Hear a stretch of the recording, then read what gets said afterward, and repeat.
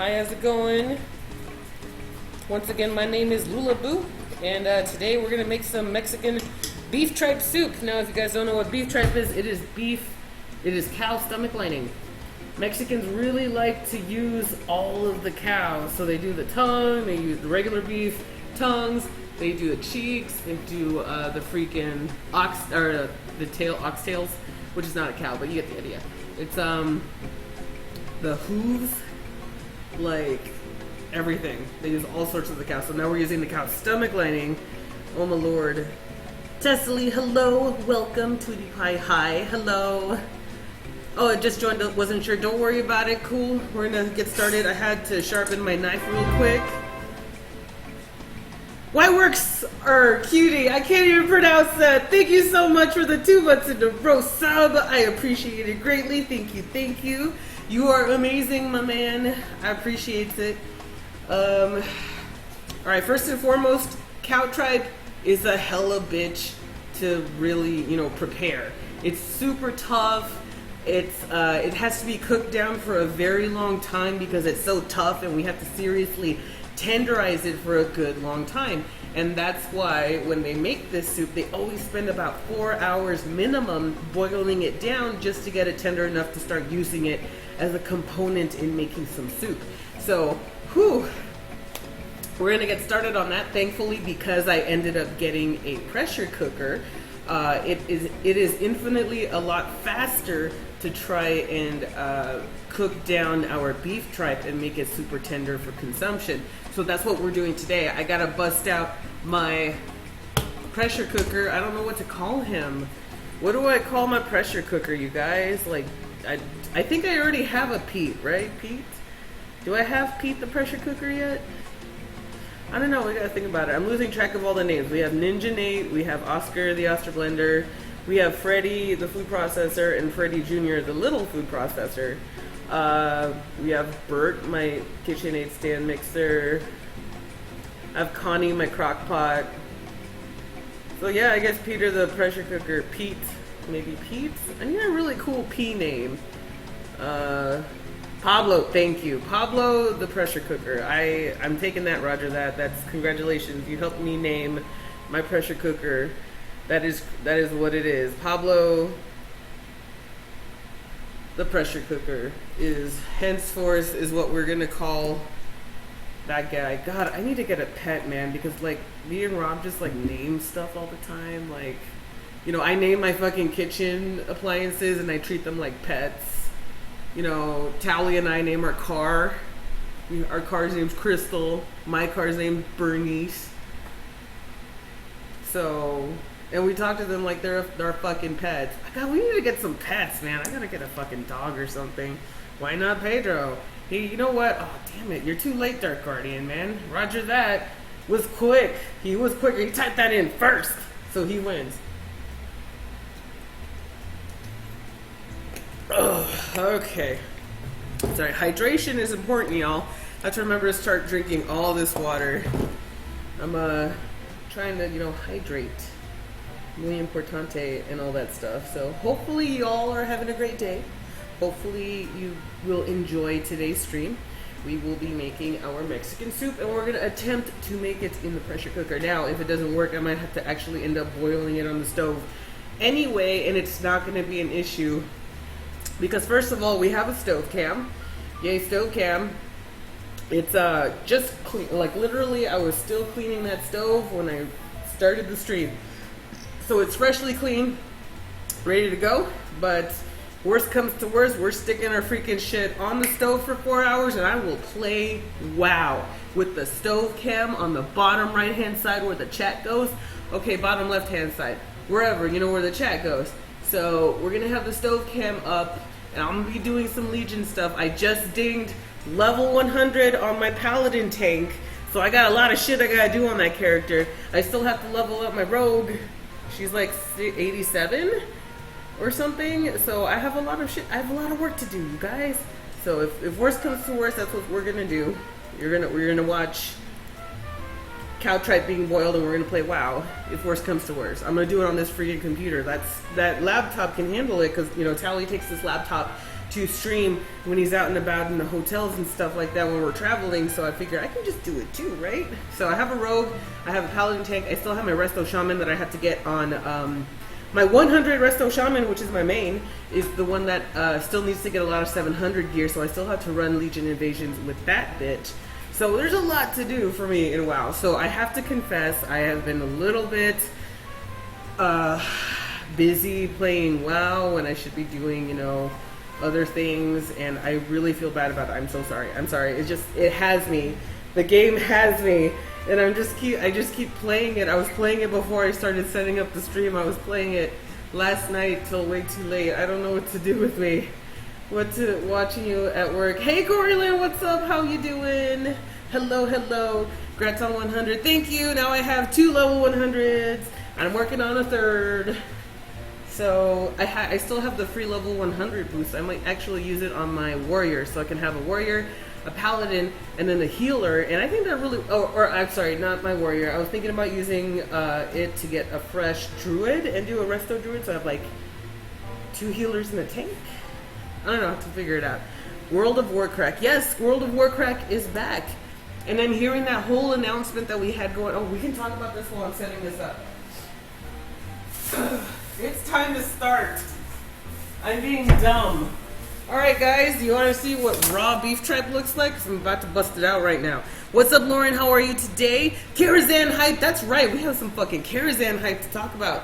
So remind me, put that on the agenda, somebody to talk about, because I want to talk about that.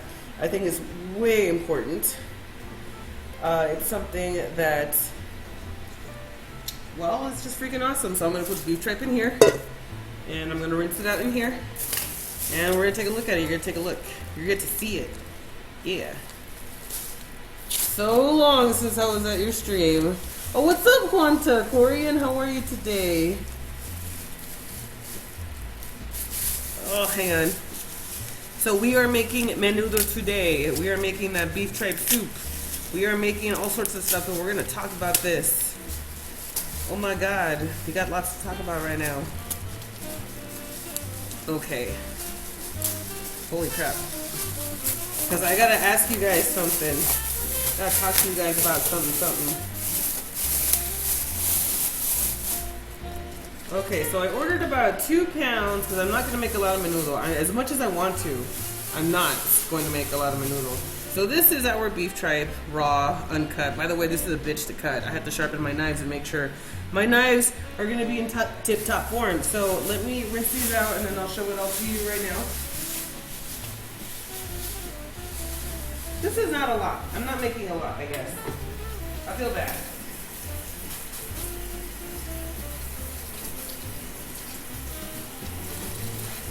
So I'm going to rinse off the beef tripe really quick.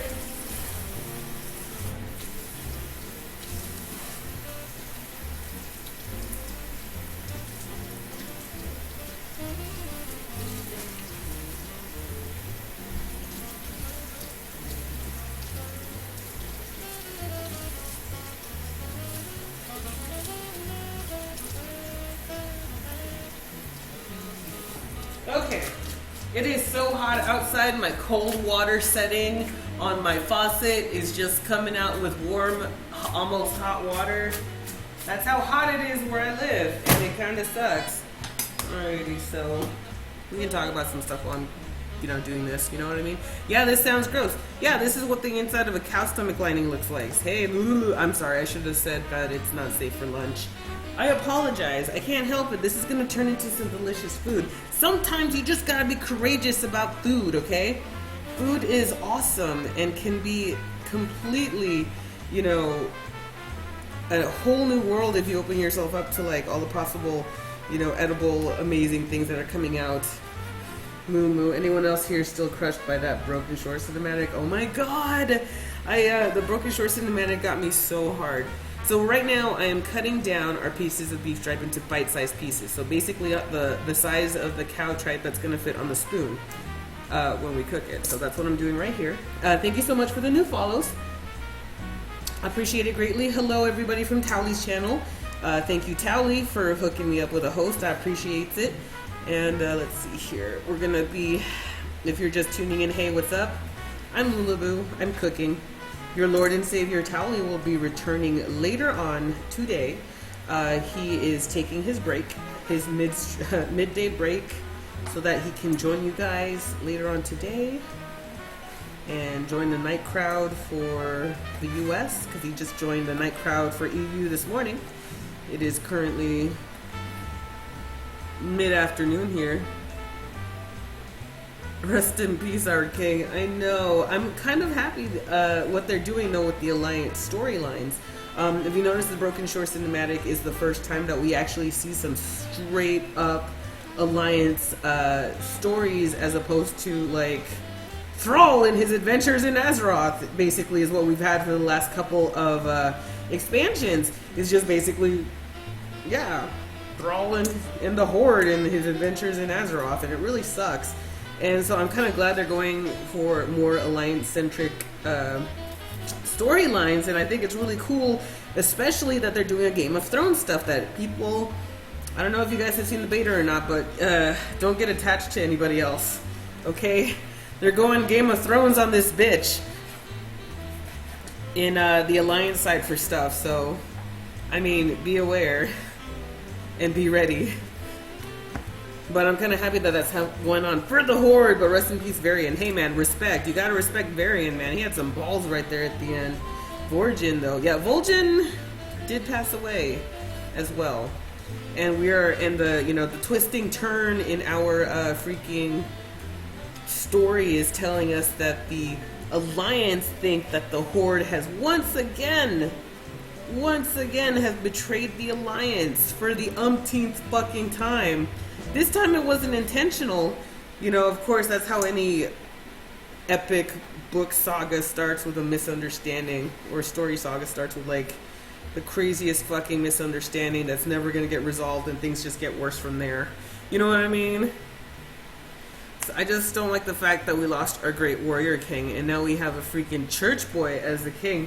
Now, yeah, well, here's the part that's gonna be interesting, though. We're gonna see, finally, we're gonna be able to see what kind of a king that Anduin is. So yes, he is a priest, but maybe he might pick up some of his father's, you know, balls. You know, this is the time. He's taken over reigning as king in a country, in a world where the Legion is invading. So instead of inheriting his throne at peacetime, he's fucking getting a baptism by fucking fire. And he's gonna go out there and have to deal with the Legion representing Stormwind. Battle Priest next class, right? I don't know, I feel like he could totally go, like, turn into a paladin. I think he might actually end up, like, I don't know, who knows? A balance between his, you know, ways of the light and the ways of his dad. I'd imagine the paladin would be a really cool kind of compromise for him to kind of develop into. So I want to see what Blizzard's going to do with the development of Anduin's character when it comes to him ruling Azeroth with this Legion invasion going on. There's the new Tommen. Feels bad, man. It's all exciting, and I haven't looked into Karazhan stuff too much because I I was obsessed with Karazhan in the Burning Crusade. I don't want them to ruin it / change it completely. From what I understand, the Karazhan instance at the Legion expansion is going to be a 5-man mythic dungeon minimum. So you don't get there in easy mode. You straight up start out in that dungeon right away in the hard mode. So it's going to be, yes, it's only 5 people, and I'm sure they're going to have to adjust some mechanics to be able to accommodate only having 5 people in the raid. Or only 5 people in the whole entire Karazhan, and I'm sure they're gonna, you know what? I trust them. I'm sure they'll do just fine. This is cow stomach. This is cow tripe. So this is cow stomach lining in its raw form. It's white, yes, but it's very textury. It's very squishy. There's a lot. It's like it's squishy, but it's tough, like octopus. It feels like octopus. There we go. So it is a very tough piece of meat to work with, or type of meat to work with. So we're going to tenderize the beef tripe by boiling it for several hours by boiling it for several hours, either on the stove for 4 hours, or we're gonna use our pressure cooker for 1 hour. So we're making menudo. It's gonna be awesome. It turns into a shadow priest and kills the horde with surrender to madness. Wait, what? Let's see here. Anyway, I think as long as they kind of tune the instance correctly, I think Karazhan could be a hit.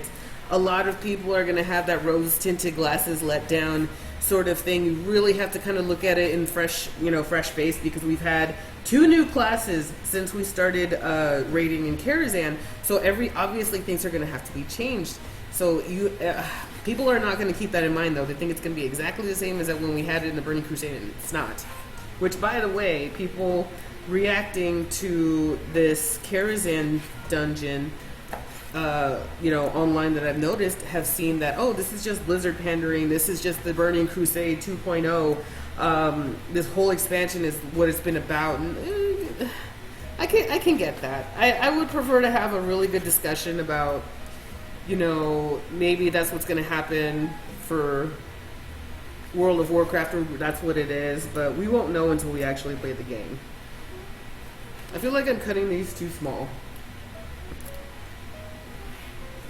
So we'll see. There is definitely that debate that people are like, this is just Blizzard pandering, this is gonna do nothing, it's still gonna be shit. I'm like, you can't help those people. There are some people who will give constructive criticism to the game and be like, maybe it's not a good idea to have Karazhan because you'd have to change the mechanics, and if you change the mechanics too much, it's not really going to have the same feel of the same Karazhan. Well, obviously, it's a new expansion, it's a new game.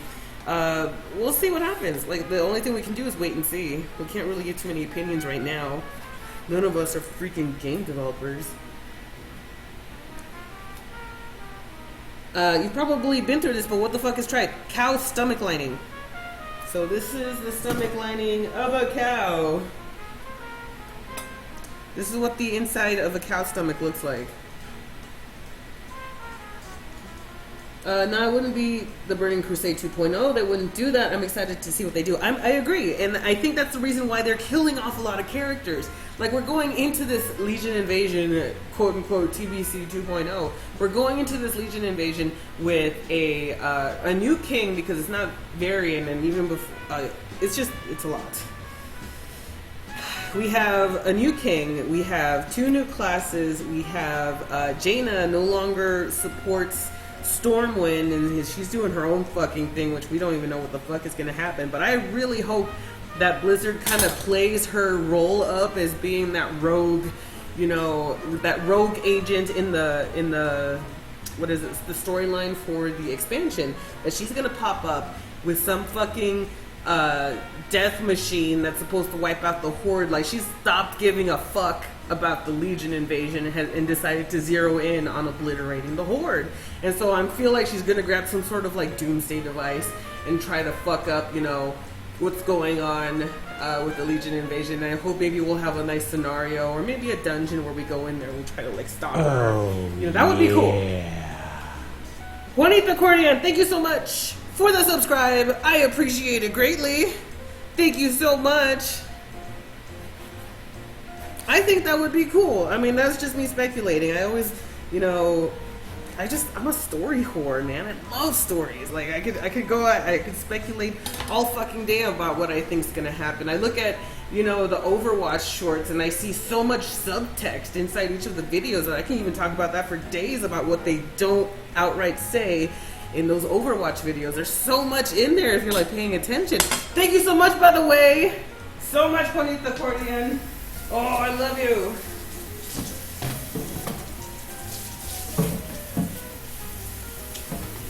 Alright, 1 second, guys.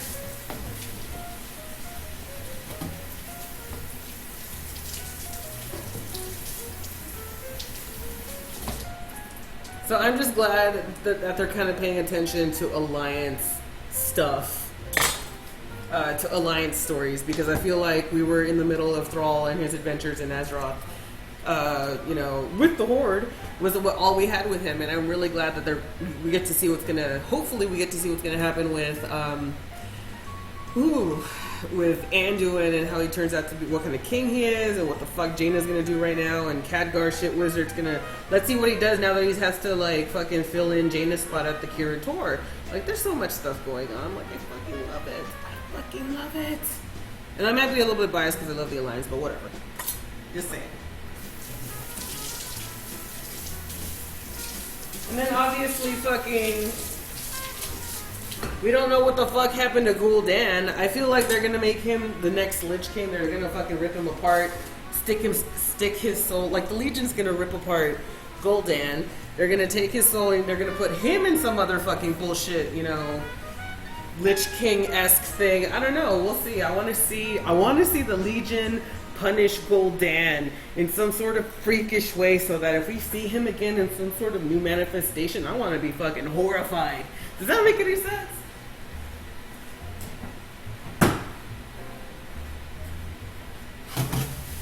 Alright, 1 second, I gotta clean out some of this stuff, the bag. It smells. Tripe smells real bad.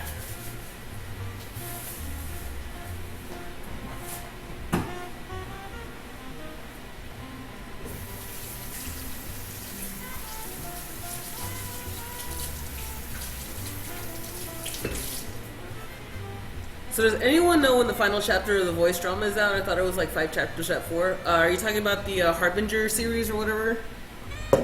Those things are pretty cool. I kind of like where they're going with those because, you know, it gives more time. It gives you more story through voice and sound, and your visuals are a little bit more detailed because they get to pay attention to sort of a storyboarding thing. That would be cool.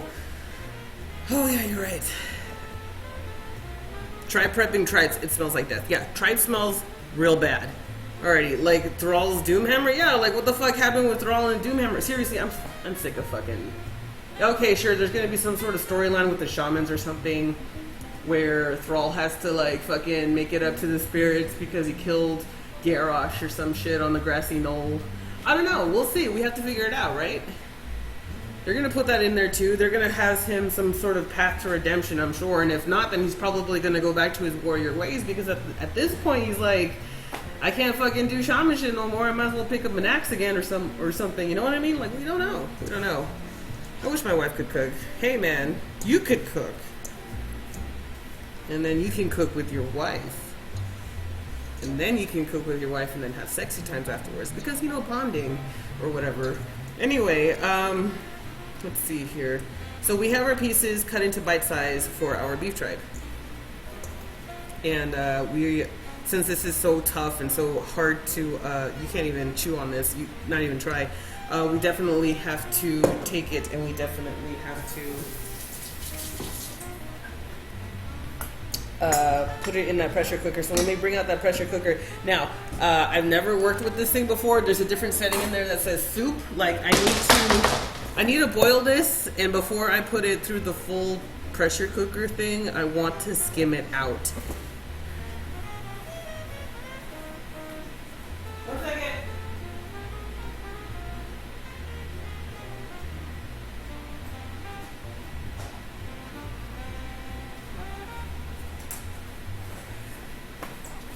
Okay, so here's my pressure cooker.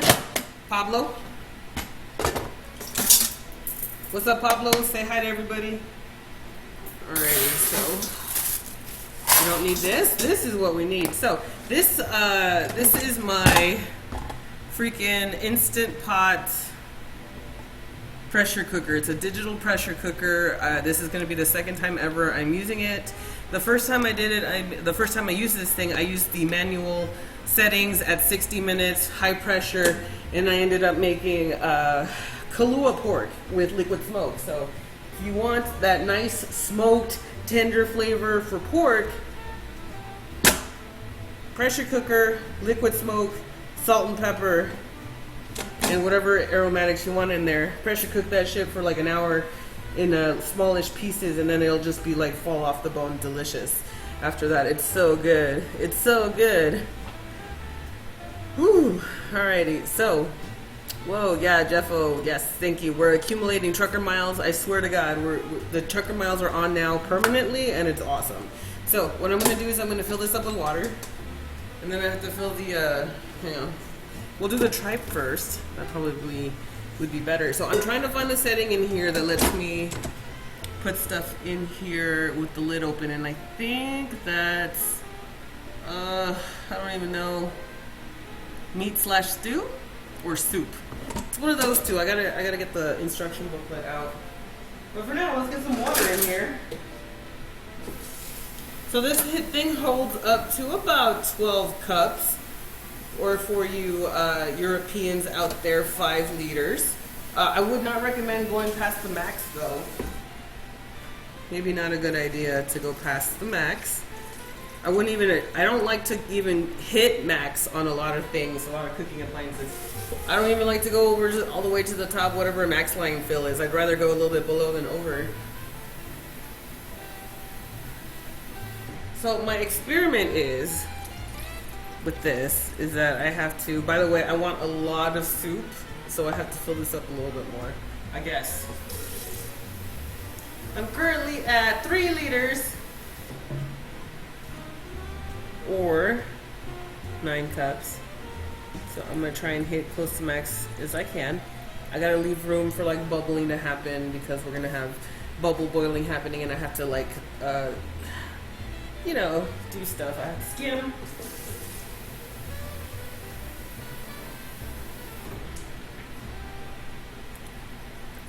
Alrighty, so we're gonna stick to the 4 liter line. So that's about almost 11 cups, and we'll take it from there. Oh, sorry. Okay, so we need our aromatics. I totally forgot. So let me bring back my cutting board. I totally forgot. It's a good thing I washed this thing just now. We need onions and garlic.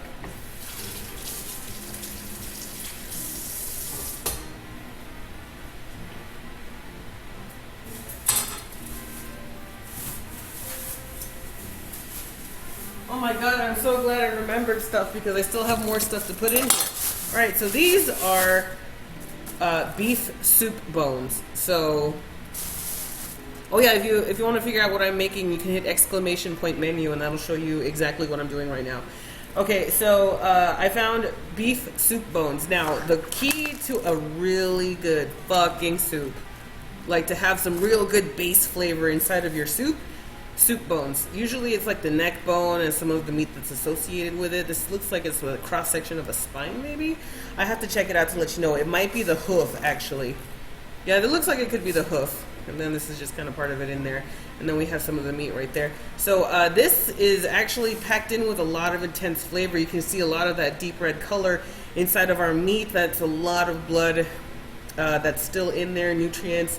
We're gonna get stuff from the bone. If we're lucky, we can get some pieces of marrow. Oh, here it is. Here's one with the marrow in the middle. So that's definitely this I definitely want to throw into our soup. So if you can find that little pocket where there's marrow coming out, that's what you want. So this one has a lot of marrow in the middle. You can kind of see that outline right there.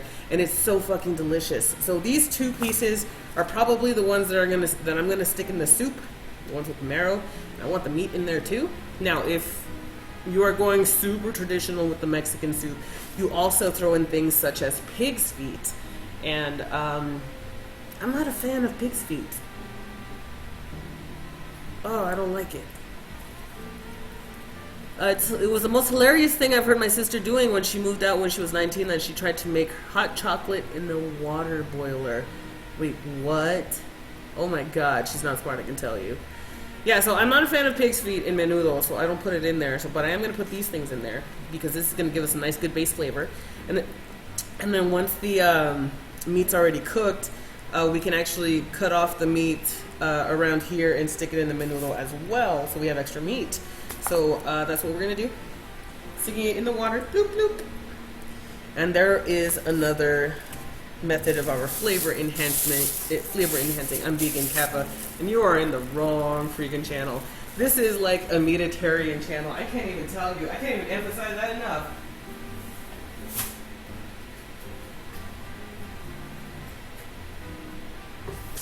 Now, once I get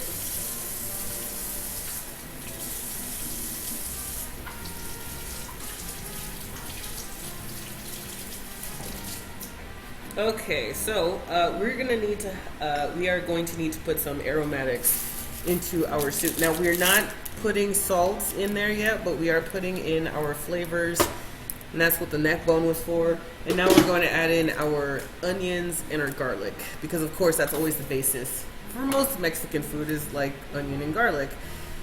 Obviously, I've never seen it not have it unless it's like freaking fish tacos or anything from the sea. Even then, it's just, yeah. I'm drunk, so I can't go buy food while I'm watching. I guess I'm having plain pasta. Hey man, do you have like Parmesan cheese and butter? You can just mix that in together. Salt and pepper. Butter noodles, basically. It's so fucking good. Oh, what am I doing? We need big pieces. What am I doing? We need large chunks. Don't go smaller than here when you're making soup. You need these onions to be able to not disintegrate in your water. I don't know why I started chopping small. But you need to have large... Oh, God, my eyes. Hang on. I can't... God damn it. I can't see. Hey, Lula, what are you cooking today, girly? I'm sure it's going to be fantastic. It is beef stomach lining soup from Mexico. I'm sure it doesn't sound as awesome as it tastes. I swear to God, it tastes good. I'm going to show you guys right now. I swear to God. Like, this is my... my argument for beef tripe, okay, right here. Onion boss strikes again. I can't, I gotta like, I can't do this. My eyes are raining. So anyway, make sure when you're making soup, your onions are in big chunks so they don't disintegrate into your water and create cloudy soup. We do not want that. So big chunks. So I put about half an onion in there. This was a large ass onion. So have a regular sized onion, a quarter of a giganormous fucking onion. And if you have small onion, just one whole small onion. So we're done with this. I'm going to leave this aside because I can still use this later.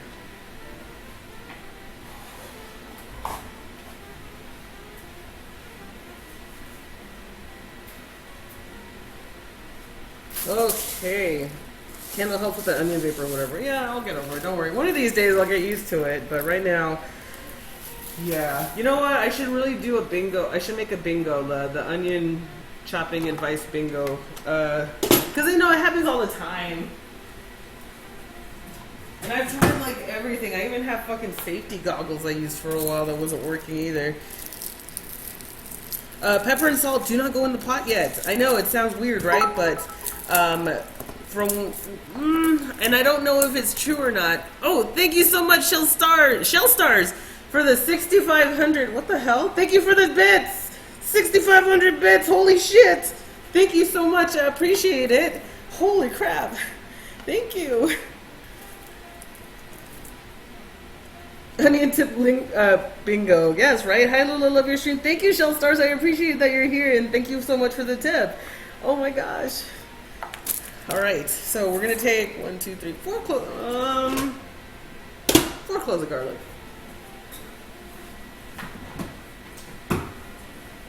And don't chop these up. Also, just peel them, and then leave them in chunks and throw them in the soup. Just as long as you kind of crush them so that the insides are exposed, that's what we want. That's what we want for our onions. Same thing, we don't want them in smaller pieces because they're going to disintegrate in our stock, and then we're back, and then it's bad. Apparently, you freeze onions before you cut them. It's fine. Ugh. I don't know. We'll figure it out, man. We'll get there. I'll try everything at least once. Okay. So we're peeling our garlic real quick so we can stick it in our soup. Now, I don't put salt and pepper I'm not going to put salt and pepper in here until after it's done in the pressure cooker. And the reason why, and this is what I have been told by my mom and my grandma who live on the freaking ranch, who taught me this recipe and don't know how to fucking measure their shit. I asked my mom, why don't you put salt right away? She's like, you don't put salt right away because it makes the beef tripe really, really tough. It toughens up the beef tripe, and then it's just, you don't want that. You want to wait till it's tender and then add the salt, and then you'll have really soft tripe. And I don't know if I believe her, but I'm going to go with it because I trust my mom and her cooking skills. So the only thing we're doing right now is we're just tenderizing this stuff in flavored water. In seasoned, or I should say aromatics water. And once we're done with that, we actually have to cook it all over again with the actual stuff that we need for the soup.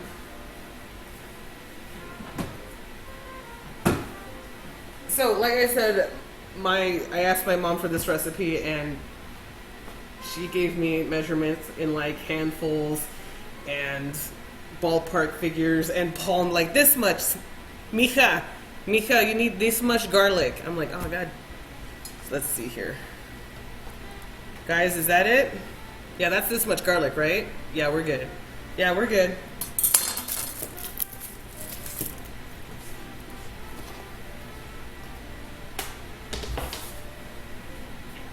Oh, salt draws moisture out of the tripe. Maybe. I'm heard from someone that you have to leave the onion root intact.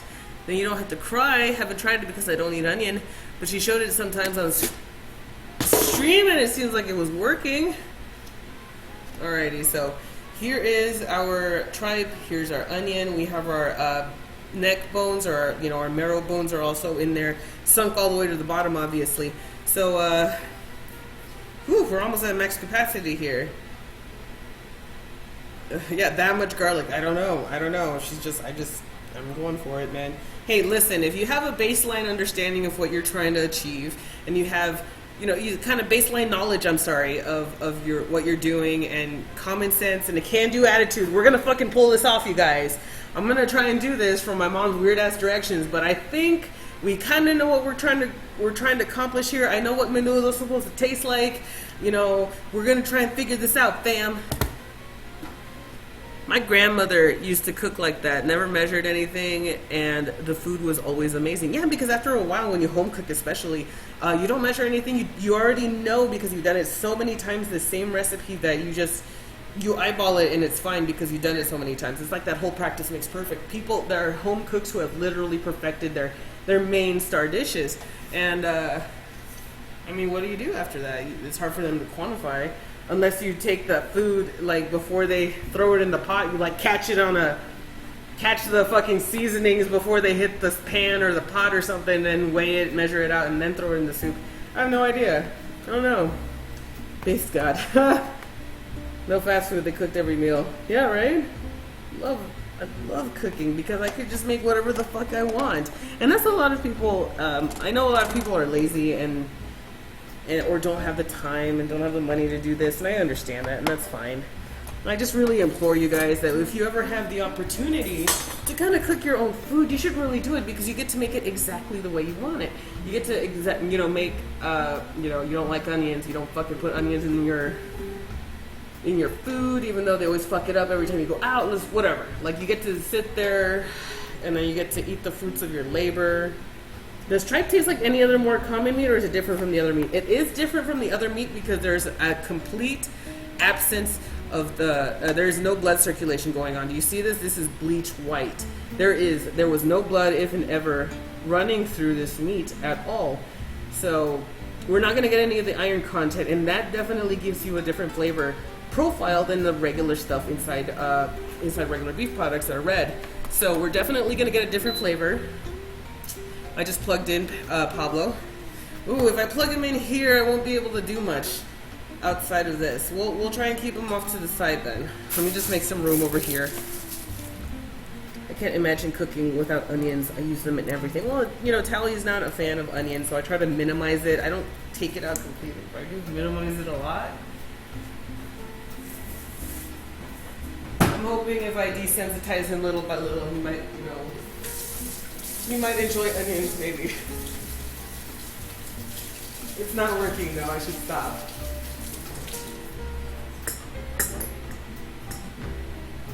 Okay. What's the texture like? Octopus. Have you ever had, like, octopus sushi? It's super chewy, or what's the texture of tripe like? Very, very, very soft. When you get it tenderized, it turns real chewy. If it's not tenderized, it's like octopus, and it's really hard to chew, and it's like rubber. Once you get it tenderized, it's soft. It's weird. That's a stomach. Yes, this is a cow's stomach. So I turn this on. I have to figure out, where's the instruction booklet?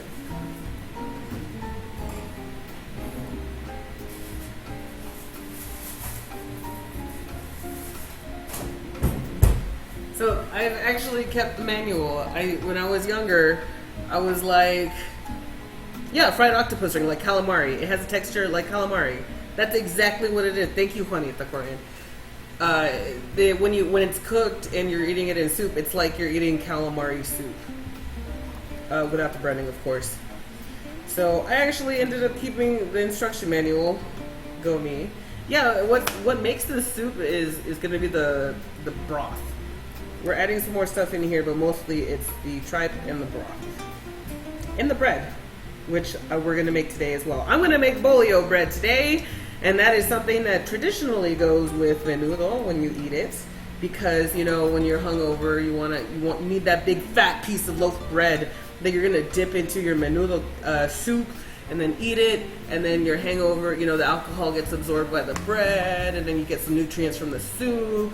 And yeah, it's a soup, so it's water, so you get, you know, hydration, nutrients, fucking bready. That's what it is. Where is the meat? This is the meat. See that white stuff right there? That's meat. The whole block's skinny. I should link this to my sister. She's a vegetarian. Oh man, you're a mean one, Mr. Grinch. This is right here. This is cow stomach lining. Never touched blood, so it's not red like regular meat. This is it right here. I cut it up into small chunks right here. Cow stomach lining right there. Where's the meat? Where? It's right here. This is it right here. And this is an onion. And beef tripe. Alrighty, so give me a uno momentito while I try and figure out where the hell the soup setting was, because I'm trying to make soup like with something that's gonna let me keep the lid off. Where's the soup? No, how to make yogurt. We're not making yogurt today. Alright, so let's see here.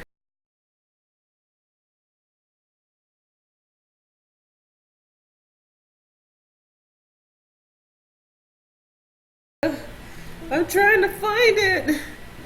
Hang on a second.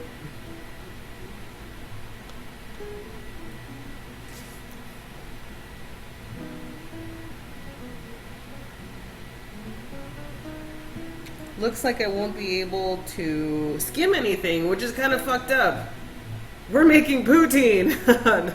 No, this is the kind of food that everybody would love if they didn't know what it was before trying it. Just knowing it puts people off. I agree. If you don't tell them what it is, it's going to be really good. It looks like I cannot skim shit, and that's going to bug the fuck out of me. Maybe we can skim it once it's done. We'll see. Maybe nothing will come out. We'll find out right now, because we have to figure it out. Because I don't think this will let me keep this on without the lid on, so we're just gonna do the tenderizing process. We're gonna go, since it's a lot of small pieces, we're only gonna go for an hour on this mother trucker. Oh Lord. I remembered how to put this on yesterday. Come on. No, don't do that. It likes to do that. There we go. That tells me that I did it, right? Yes. Alright guys, if you don't know what a pressure cooker is, I like chicken giblets, so I would imagine I would like this, but I've never tried tripe. It is super good. One's approach to food should always be try it once. If you don't like it, don't eat it again, no matter what it is. I agree. What I like to say is when I tell people, like, I don't want to eat that, that looks gross. I'm like, listen, if you eat it now and then you say it's gross afterwards, you can talk shit with confidence. You can say, I know this tastes disgusting because I've had it, and other people can't be like, well, you never had it before. Well, fuck you, bitch, I haven't. It tastes fucking gross. Or, yeah, I got to try it and I actually liked it. It was cool. So, you know, it's a 50-50. So, that's what I like to tell people. You can talk shit with confidence once you're done. Alright, so we have our little clamp here. If you guys don't know what a pressure cooker is, this is a pressure cooker. It is a way to be able to take really tough food, or take food items that that require a lot of time to cook, ends up getting cooked inside of a controlled pressured environment like you see here. There we go. And once it's sealed and it's pressurized, what ends up happening is that since this is digital, it'll do it by itself. This thing will be turned on timer to where the inside of the pressure cooker, the pressure is going to rise, the temperature is going to rise, but the time for cooking lowers dramatically because of it. So this, if you really want to speed up cooking, you do it with this mother trucker right here, and it's really nice. So I bought one of these. It was like at the Amazon sale. And so 30 bucks, I couldn't say no. I'm like, fuck yeah, thing's normally like $100 and I got it for 30, so that was pretty sweet. So I'm gonna put it over to the side since I won't be able to skim it, and we won't be able to watch it get skimmed, which means we'll be we're gonna jump straight into the, I gotta rehydrate chilies. We have some more prep we still have to do after this. So let's see here. Is tripe really cheap? I might want to make this sometime. Just try it once. Of course, yeah. Beef tripe is very prevalent in a lot of Asian and Mexican grocery stores as far as I can tell. $30, that's a steal. I know, right? I was super fucking stoked. I was like super excited. So let me get this out of the way. Oh, man. I'm going to forget to put lotion on before I started. So anyway, while we're preparing, while this is cooking, what we're going to do is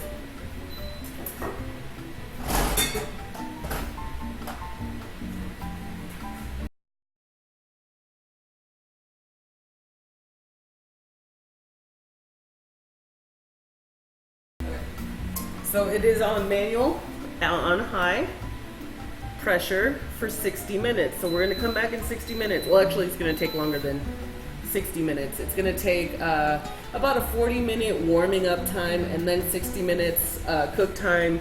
And then it's got to depressurize after that. So, yeah. All I have to say is this is super yum. Give me tripe. It's good. It's good.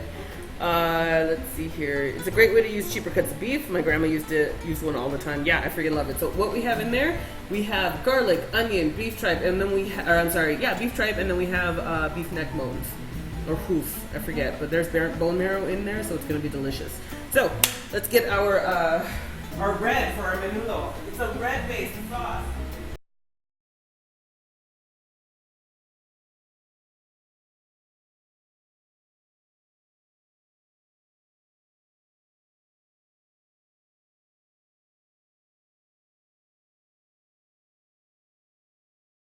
These are New Mexico dried chilies.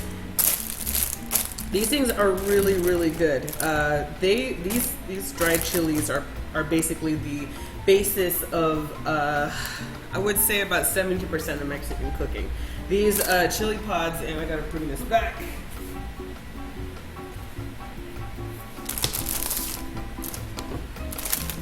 There we go.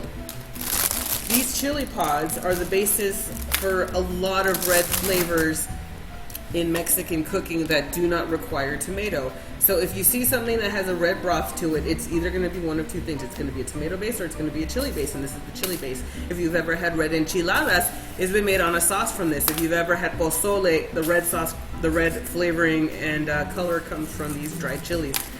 So it's a lot. Hey, what's up, Raw Snacks? How are you, lady? Mel, how are you today? Welcome, welcome. So we're bringing those out right now. So this is a good amount right here. I'm not gonna do very many. I mean, I want to have that strong flavor, but these are all really large pieces. Man, I'm so glad I got some leftovers that I can eat since this is getting me hungry. Well, I'm glad I managed to make you get hungry on the thought of beef tripe, so yay me. We're working on it, right? So that's it. It's when you're making stuff, Mexican food like this, it's gonna be tomato or it's gonna be this stuff.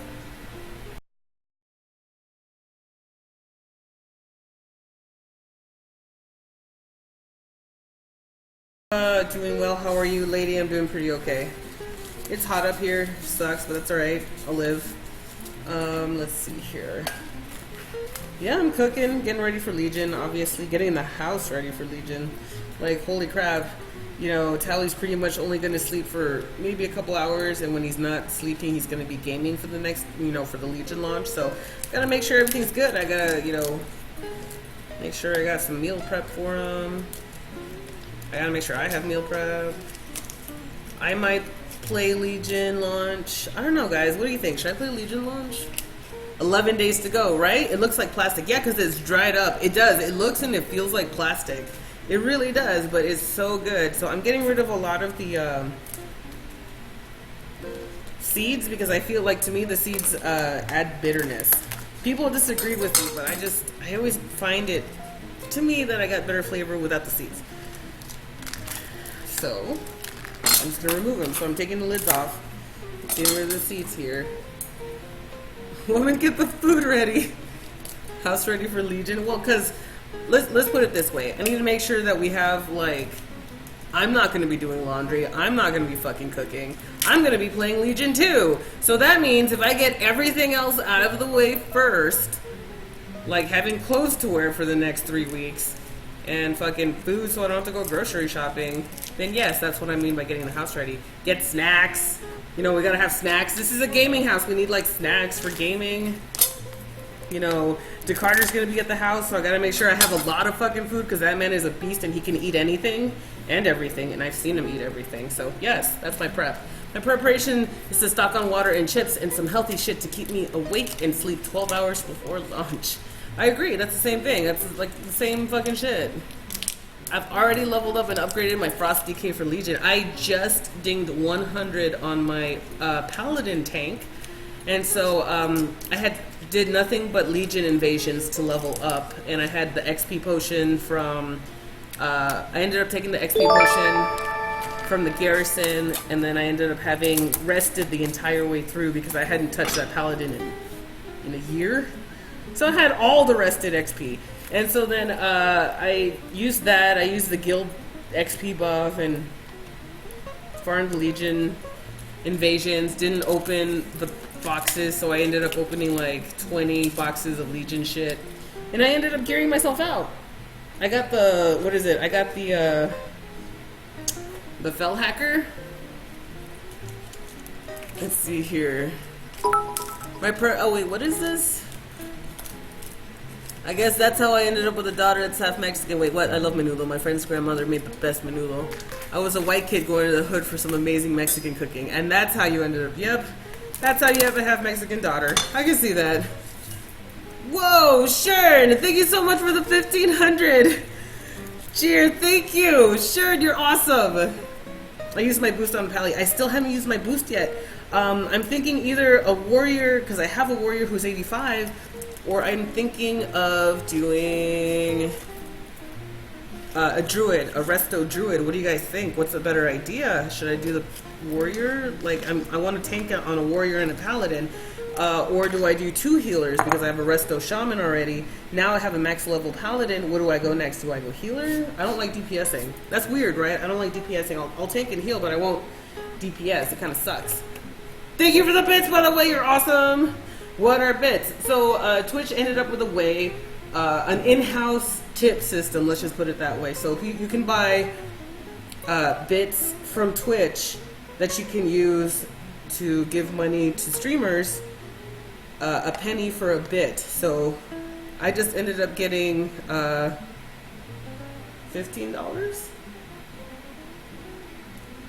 Thank you so much.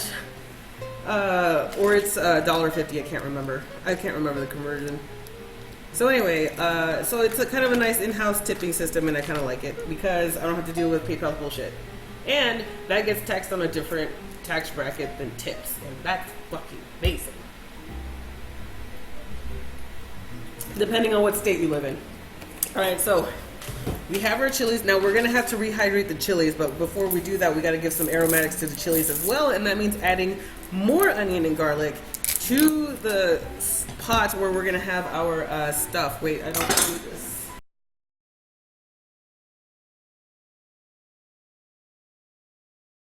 Okay, I'll just use this. See, I told you I had a reason to have this, right?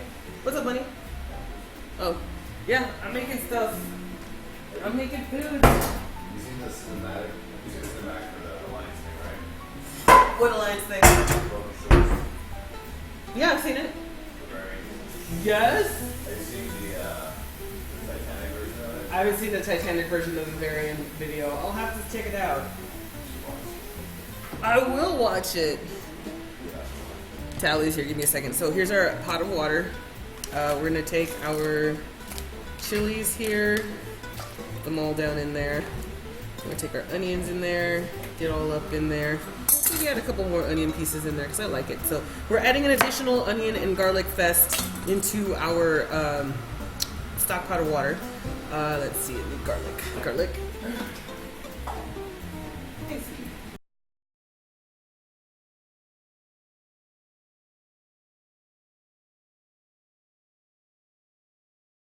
Well, Menudo is a hangover cure, so maybe I should get a hangover since I'm making it.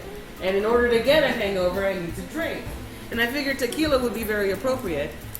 Remember, you won't get a hangover until tomorrow. I'll be prepared. The hangover is tomorrow. I'm drinking today. Okay. And I'm making the food today. Oh God, what?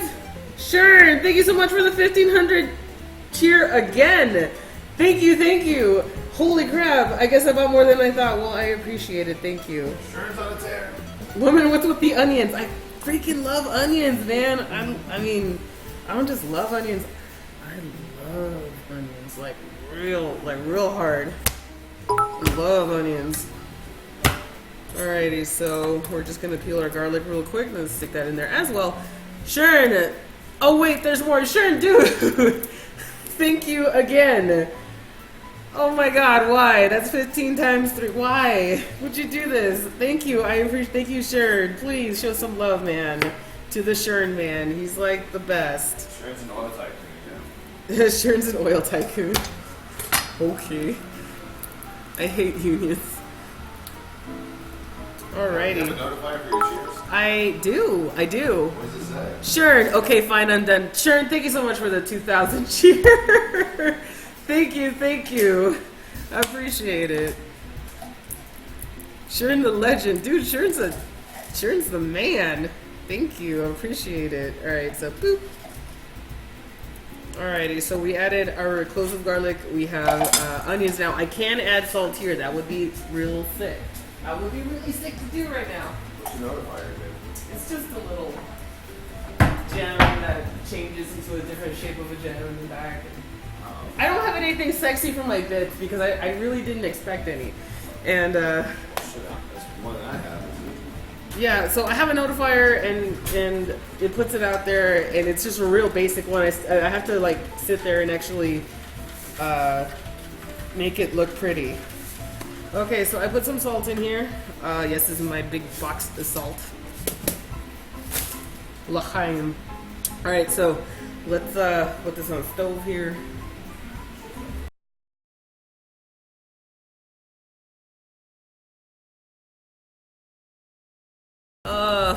I love watching and I've been busy lately, so like, reparations? Sure. Show us your biddies! That's right, I said yesterday that I was gonna make my notifier say, show me your biddies. Cause I think that'd be sick. That'd be awesome. I gotta get on that. I gotta like, yes. Yes! No, I want it. Show me your biddies. I loves it. Alrighty, let's put the stove cam on so you can see it. So, turn on the stove.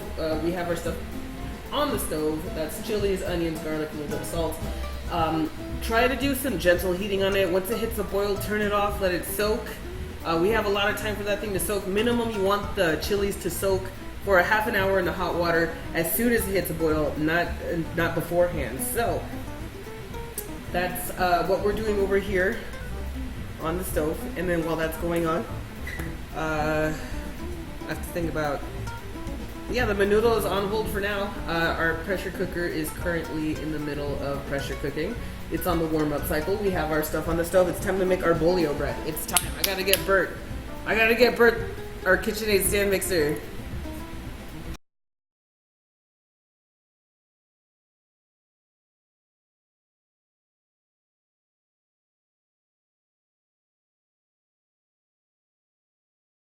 Twitch, of course. Yeah, with bits. So bits are basically like tipping streamers, or any streamer that's partnered.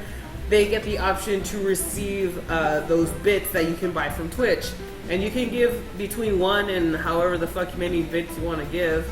And it kind of helps. It's a kind of nice tipping system for Twitch, through Twitch, that I appreciate not having to go through PayPal for.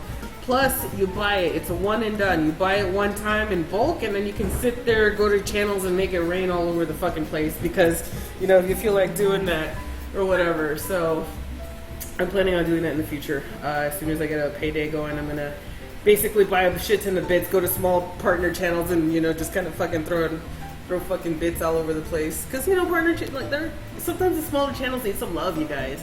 It'll make their fucking day if you go into their channels and be like, hey, what's up?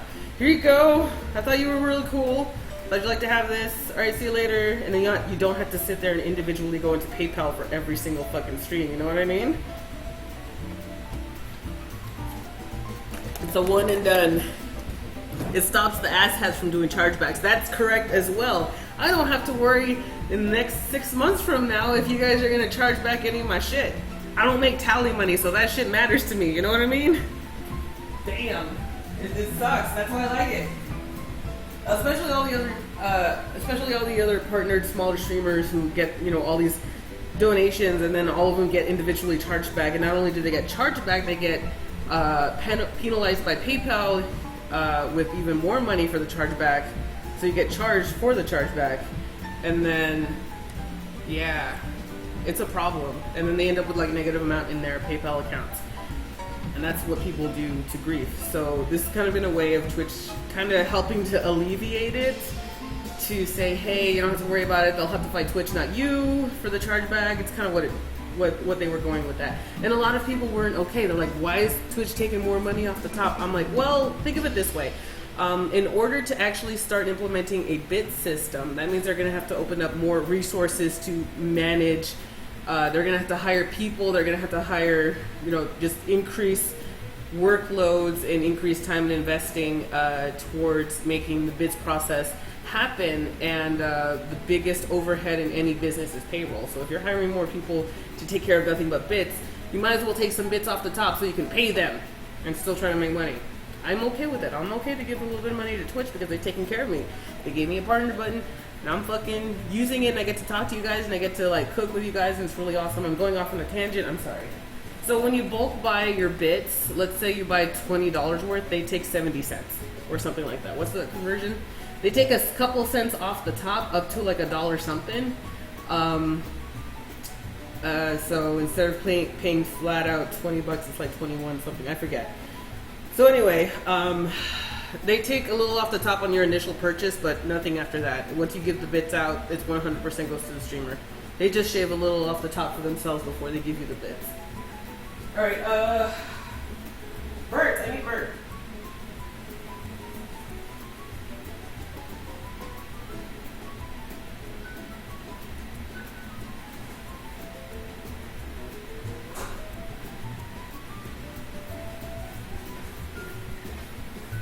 I'm not sure what the negative lashing was. I think it's just a lot of people don't want to see Twitch kind of turn into the man, because if you see the Twitch kind of increasing in their money take and increasing in their scope and their depth, a lot of people have been trying to look at Twitch and starting to see them as like the man or something, and that's dumb.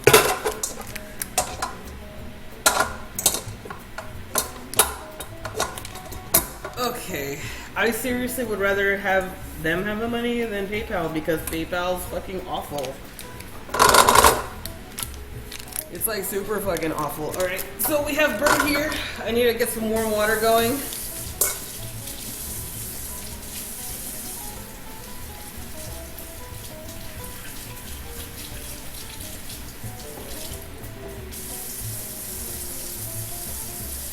Okay.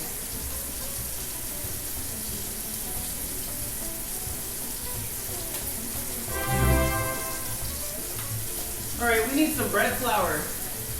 We gotta do this, guys. We gotta do this. Do you prefer subs or bits? It's whatever the fuck you want. I'm like Tally. I prefer you sub. There we go. but it's whatever you want to do. Alright, so I have to bring up that recipe. I'm trying to get hot water going so that I can do our stuff here. Hopefully these rolls turn out okay. So we need 1 1/3 cup of water. So I'm gonna get the 1 1/3 cup of water ready, and then we're gonna activate our packet of active dry yeast in there right now. Whoa, Tally, thank you so much for the sub for 22 months in a row. What the fuck, honey? What the fuck? He's laughing upstairs. I'm like, what? I think he just wanted that. Like, that's his it's our fucking money. Like, it's just coming back. Actually, less of it's coming back. Thank you, sweetie, though. I appreciate it. Thank you. Oh my god. Thank you so much for the... That is a lot of zeros. 10,000? Thank you for the 10,000 cheer, baby. You just wanted that, freaking... You just wanted that badge, didn't you? That's all you wanted. Merv94, thank you so much for subscribing to the channel. Welcome to the convoy, mother trucker. Toot toot. Oh, yeah. Oh my god. Okay, well, thank you guys. I appreciate it. Love it. I loves it. Thank you, thank you. She prefers you sub. Yeah, that's okay. I don't care. I don't give a shit. Doesn't matter. Doesn't matter. I don't care. I'll take it. I'll take it all. I'm just like sitting here, Legion, and I'm not even noticing because sometimes it's weird. All right, so.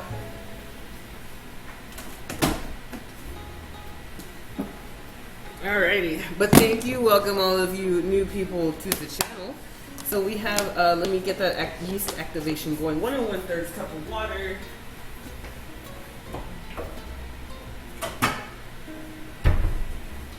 Oh my god, well, yay. We have those cats out. I gotta think of some more freaking...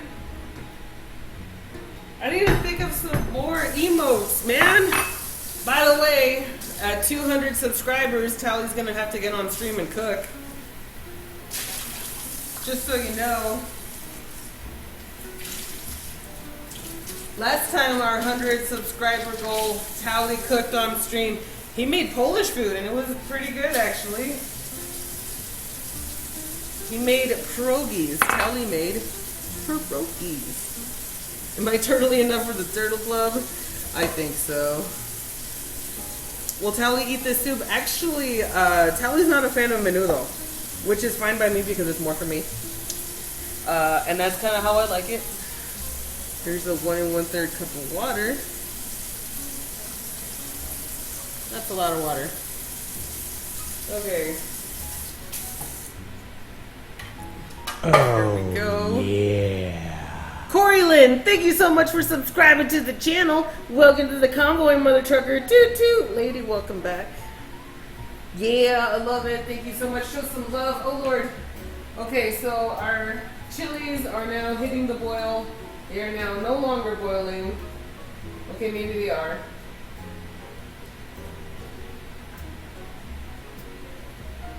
There we go. There it is. There it is. Thank you so much, Corey Lynn. I caved in finally. Well, I appreciate it. Okay. Oh, thank you so much, guys. Just grabbing stuff. Oh God, where's my packets? Oh God, where's my packets? Oh my God.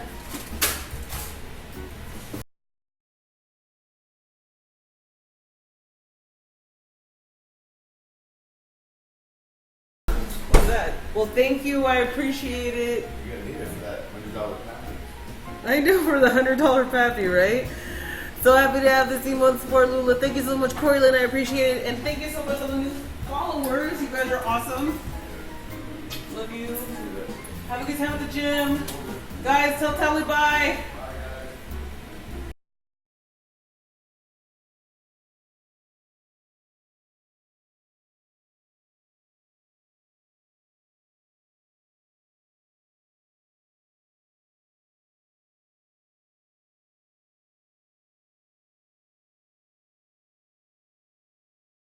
So it says that I need 1 package of active dry yeast or 2 1/4 teaspoons active dry yeast.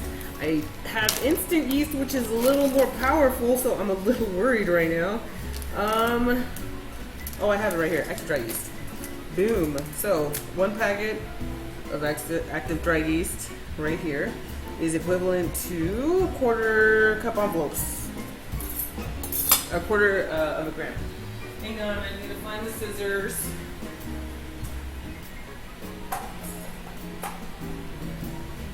Oh, my scissors are lost. Oh well, it's a good one. Boom! Dynamite, hello, welcome to the channel. Haven't seen the bath towel in a few weeks. Yeah, towel is busy. Hang on, I'm cutting my active dry yeast. Here it is, active dry yeast. Make sure there's a big old difference between active dry and instant. Make sure it's the red one. Instant yeast is a little bit stronger and it kind of fucks your shit up a little bit. So this is an old yeast packet. I'm hoping it still works. Guys, cross your fingers. I've had it since the old apartment. I've had this packet since the old apartment. I'm hoping it works. We'll find out right now. So that 1 packet of yeast is going into our hot water. I mean, not super hot, but warm water.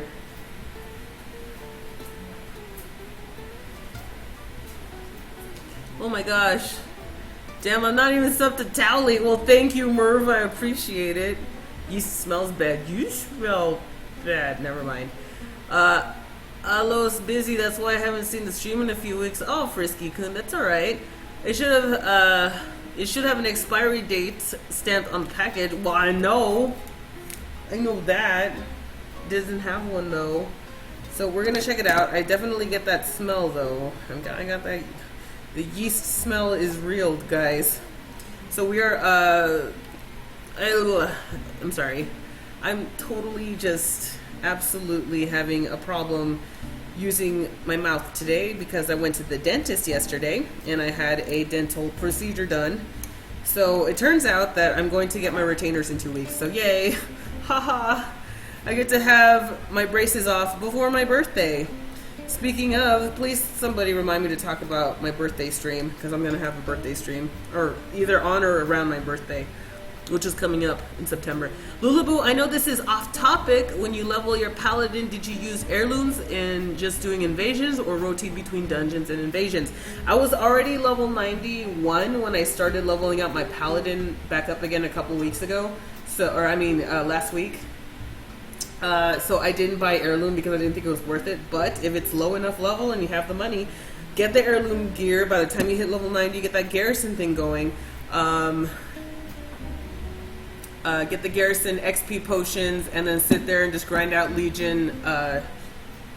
legion stuff. And then when you have downtime from the legion stuff, do questing. And then when you get high enough, you do the Broken Shore event. That gives more XP as well. Yeah, I quested in between, did world quests, in between leveling invasion stuff, so that's what I did. Yay! Wait, what? I live like 5 minutes from a yeast factory. That shit smells so bad when they go ham there. So Lula, what's the plan for the birthday stream?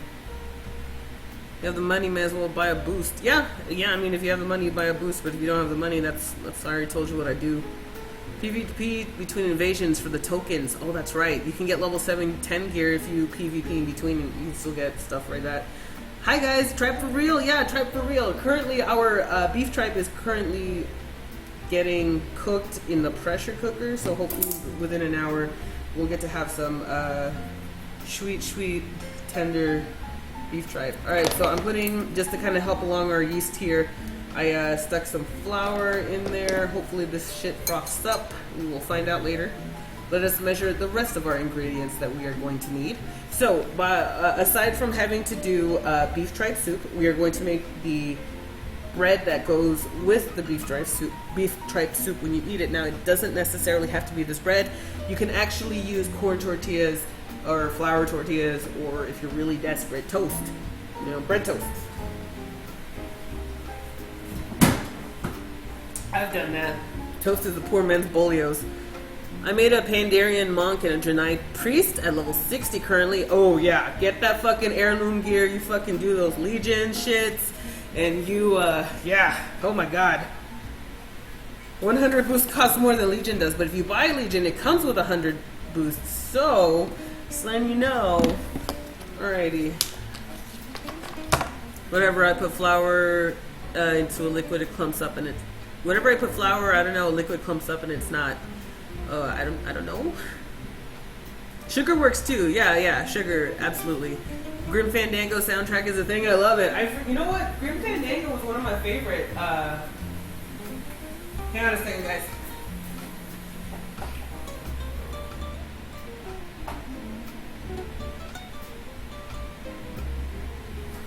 Alright, Grim Fandango is one of my favorite games to play.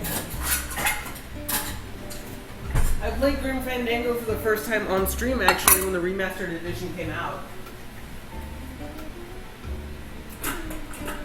So good.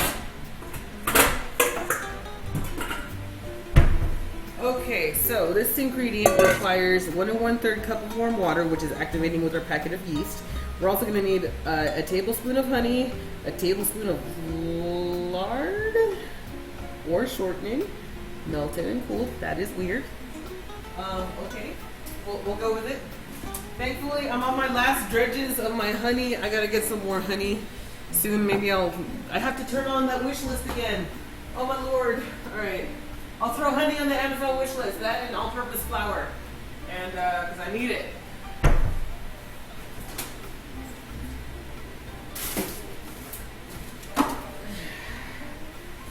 Look at this. I still have Crisco. Yes, we're good. All right, so we have the tablespoon of shortening. We need salt. We have that. 3 1/4 to 4 cups of flour. I really hate that they only approximate this recipe, but whatever. It's okay. My gnome hunter started level 41 on Monday. She's now level 68 by doing invasions with heirlooms. See, yeah, it works. It's really good. Also, your bags will get full with the Legion chest. It's really entirely up to you how you're going to handle your inventory. I know, Lula, I seen you stream and I played it on release. Nice. I put a little sugar on my yeast for a starter to ferment my beer. Oh, yeah. You brew beer? I love beer. I have a buddy of mine who streams beer brewing on Twitch every once in a while. His name is Carnassus, or we call him Jeff. All right, so we're going to need 3 1/4 cups. Is this all-purpose flour? Yeah, it's all-purpose flour. This is bread flour. No bueno.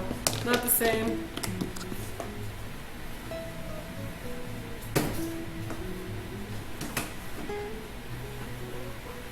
We need that all-purpose flour.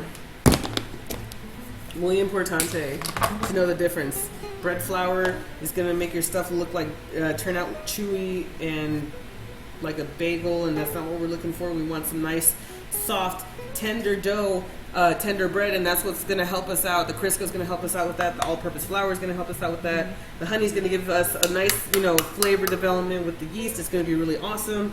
All right, so we need 3 1/4 to 4 cups. So I'm just gonna start at 3 1/2 and take it from there. Whoa, yes, thank you. That's Carnassus. This is number 2.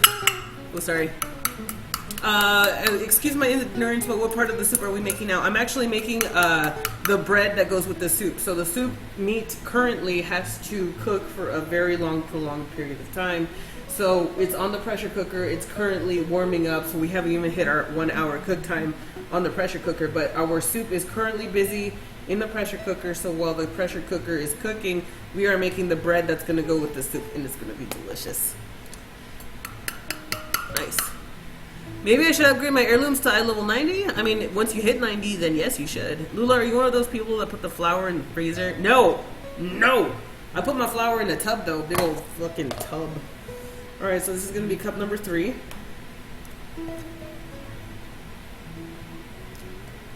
Alrighty, so, and then from there it's going to be like a half cup, I guess. Thank you so much for the new follows. You guys are awesome.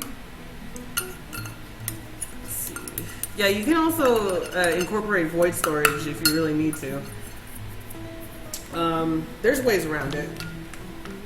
But yeah, those Legion chests, you can actually open those early if you're like really low enough. So if you're like level 60 or 70 or even 80, I would just open up the chests every like 10 levels to get gear, because you're going to be able to get gear that's going to be supplemental to the current level that you are in.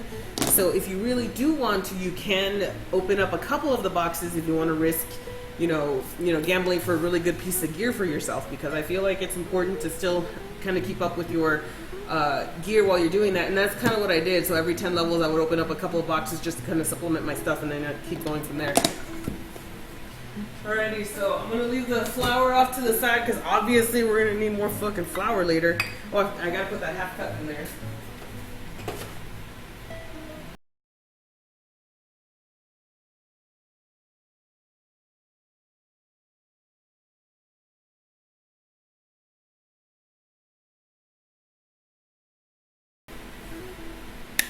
Alrighty, I love how the chilies have completely changed in color now. Yeah, the whole thing, not only that, here we can take a look at it right now. Not only that, but the water completely freaking changed as well. So we have a completely different texture. It definitely doesn't feel like plastic anymore.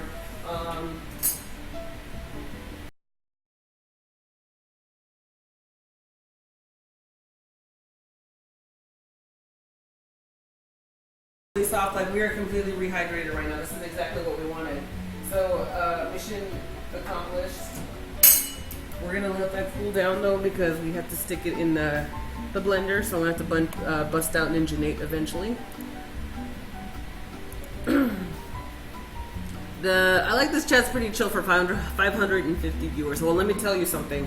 The reason why I have that many viewers is because Towley hosted me, who had a gajillion viewers when he stopped streaming, and kind of managed to hang on to a couple of you guys. So I appreciate it. Everybody in Towley's channel, not closing the browser. What? Alrighty, so let's add the salt in here. So we're gonna need some salt. And I think the shortening and the honey go with the liquid ingredients later. So that's what we're gonna do. Oh my lord. Okay. How spicy are those? If you take out the seeds, they're not going to be very spicy at all. If you leave the seeds in there while you're rehydrating and then blending out your stuff, then it's going to be definitely more spicy. Plus, we're going to add more spiciness to our soup anyway. We have so many things. We can do Thai chilies. You can do chile del árbol. You can do, what else? Habaneros, jalapenos, serranos. Like, there's a lot of options. So whatever level of heat and whatever style of heat you want, you can put it in there. It's traditionally in Mexico, they usually use the chile del árbol for their spicy needs. Or, like, me and my mom are kind of more privy now to the Thai chili, those really tiny little beady Thai chilies. Those things are so good on the soup too. They're like, I really like them. Maybe I use my golden. I still have 8K currently. It's up to you. A lot of viewers are in chilling and hosts are full screen because it's delicious food. Hey, I like to think that I create a nice, environment for you guys to enjoy yourselves in. I don't think, I never want it to be, I never wanted this stream to be totally off the wall out there. I've always liked it that I've always wanted to channel Bob Ross. Like I was freaking, trying to go for the Bob Ross feel of our streaming stuff, and I think I kind of nailed it because it's very relaxing, and I like to think, it's really chilling here but I'm like full of energy today. I don't know what's wrong with me. So the countdown has begun for our pressure cooker. It is at 57 minutes and counting down before we have our tripe ready. I'm excited. How about you guys? All right. I need, what am I looking for? Salt. I have it right here. I just need my measuring spoons. I don't know why I'm like super out there today. I feel like full of energy, but at the same time I feel like I have ADD right now. It's kind of strange. One of my favorite Mexican dishes. Yes! Thank you! Everybody who comes in here is like, yo, fucking Menudo, what up? I'm like, yeah. What up? Viva la raza! And all that junk. Why? You can't see my hand movements. Why do I keep doing shit? Alright, so let's get our 1.5 teaspoon of salt down. So there's one.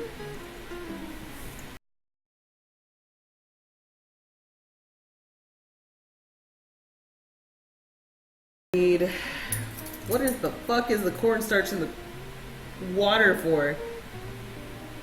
Hang on a second, I gotta read this.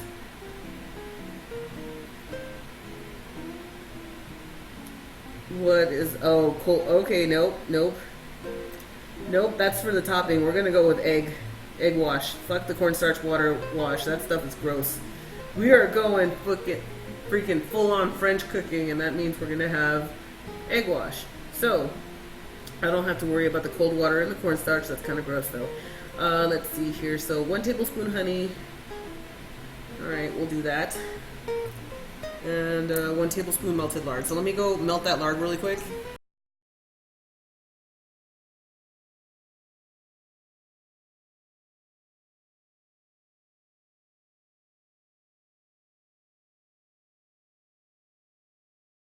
Alrighty. Woo! Yeah, I have Shaman. I had for the longest time was the only max level character I had, and then I finally ended up leveling this Paladin tank, and I'm really excited because I have I have one of the foremost representatives of Paladin tanking on Twitch living in my house, eating my fucking food. So I'm like, hey baby, why don't you show me, what you do for tanking, so I can, tank too, because I think that'd be the shit. So that's what I'm doing. I need to melt that shortening. Hang on.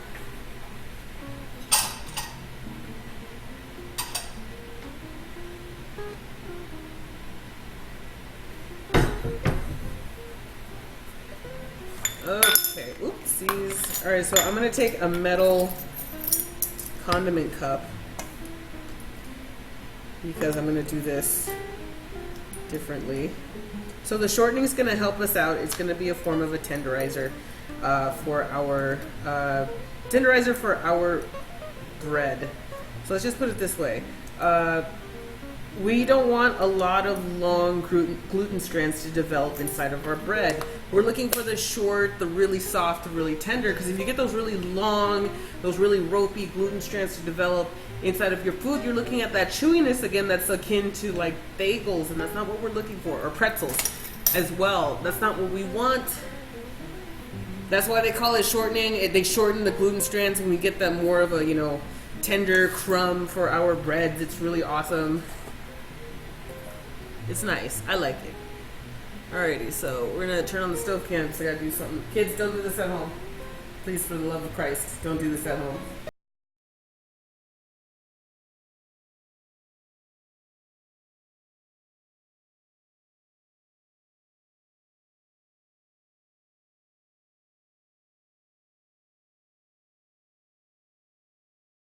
A couple of tongs, and I'm taking the shortening over the gas burner and just kind of heating up the container until everything kind of, melts. It's getting there.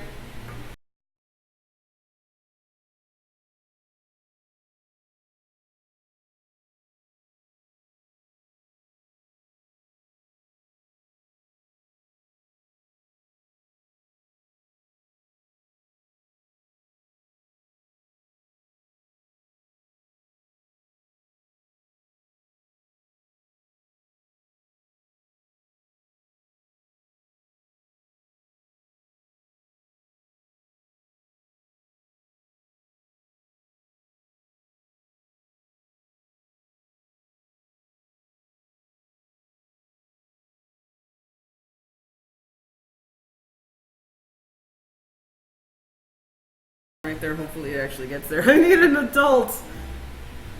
Oh my god. What? Oh, you guys are talking about WoW stuff. I'm like, what? I'm like, okay, I got it. I got this. Depending if you kill all trash or not, or if you're lucky, get all the greens from trash. You're talking about Firelands? Yeah. Okay, I know. I got it. I'm caught up. Blacksmith cooking right there. Loophole confirmed. Hey, it works. Yeah, it's working.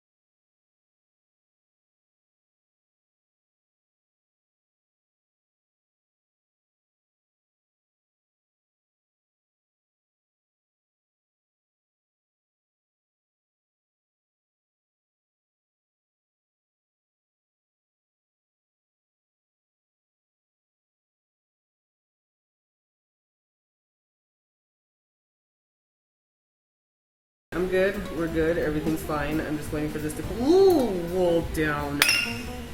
Ouchies. Guys, give me 1 second. I just still shortening all over the place. This is what I get for trying to gently put it down. Oh my god, that hurt.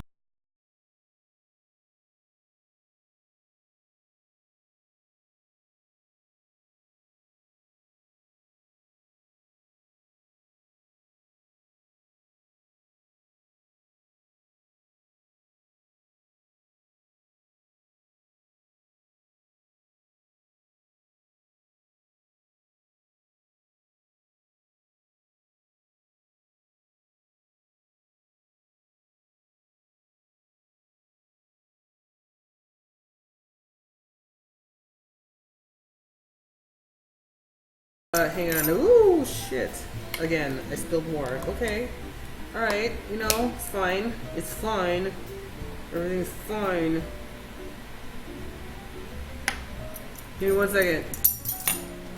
And this time it spilled onto my dishcloth I was using. I just washed it too. I gotta wash it again now. Today's not that day, you guys.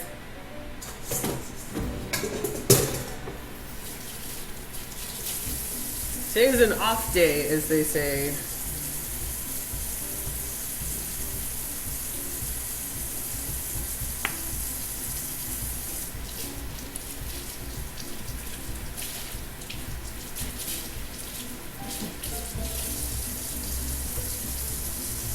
Okay, give me a second. Lay on hands quick. I don't think lay on hands will help me right now. So I'm just cleaning it up. I'm getting there. It's to melt stuff all over again. This sucks.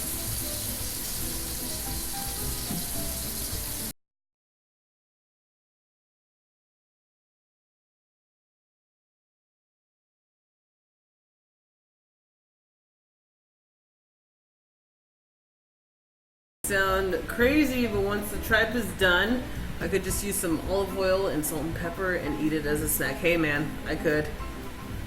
I'm cooking Mexican beef tripe soup. Let's see here. Nothing happened. You saw nothing, you guys. You saw nothing. Nothing happened.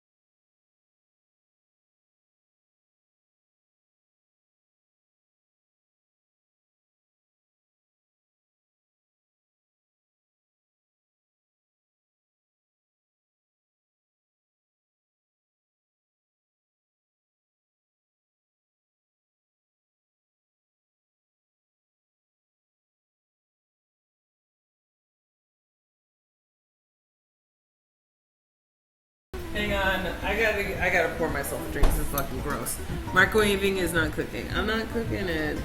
Looks like you're heating up some Jesus Christ. Yeah, I could microwave it in the cup, but I have my camera clamping my microwave shut, so I can't use my microwave right now as much as I want to, and I do. I wish.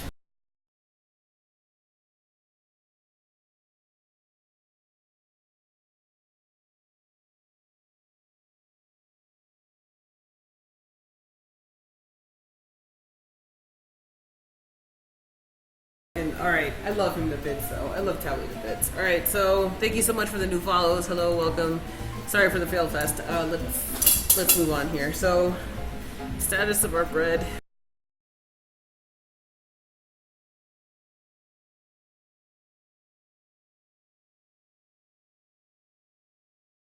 We're adding a little bit of instant yeast in here so we can kind of revive the situation. That was not a little bit, that was a lot of instant yeast. Oh boy. Oh boy. That was not meant to come out as much as it would. Oh, this is all turning into a shit show. Alright, it's cool. It's cool. We got this.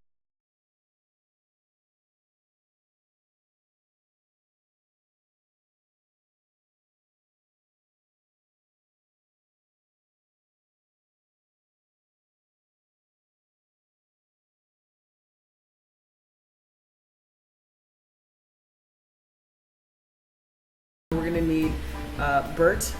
He's here. We have our tablespoon of honey. We have our tablespoon of shortening over there, getting jiggy with it. So we're going to put this off to the side. Put this together. Let's get this going. Hi, this is Bert. Guys, say hello to Bert. Bert, say hello. We're gonna have some massive bread. It's gonna be some real poofy bread. Alright, so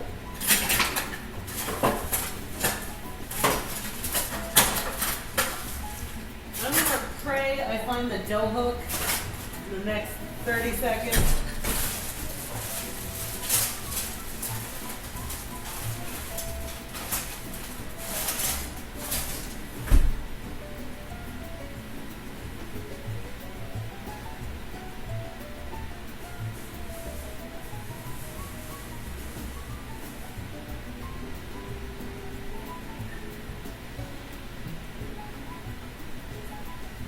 No, I can't find my dough hook. Where did you go? No. This means I actually have to knead this shit. I don't want to knead. I'm too lazy right now. Looks like we do not have a choice. Oh, no, found it. Oh, just kidding. Haha. Just kidding. I found it.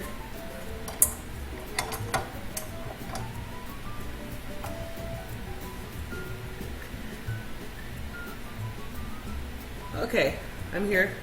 We're good. We're here. It's all good. All right. So, first things first.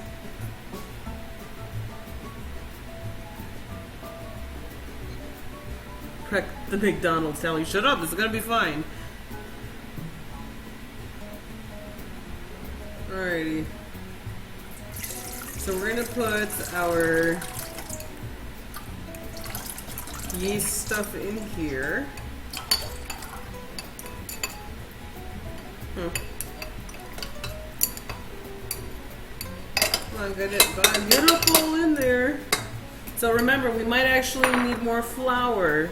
Kind of sucks, but whatever. Let me get that tablespoon of honey out here.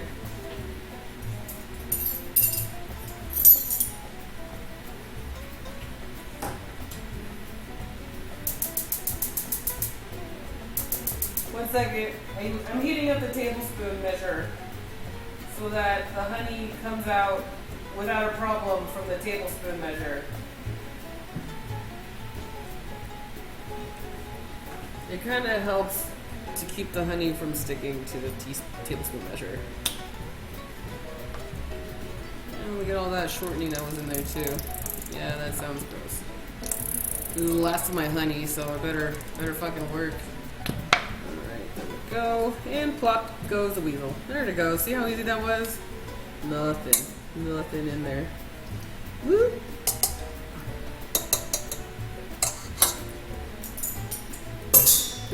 Alright, we're done with that.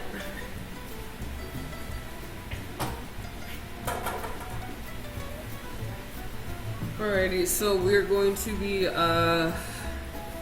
adding our flour. We also have to add our shortening.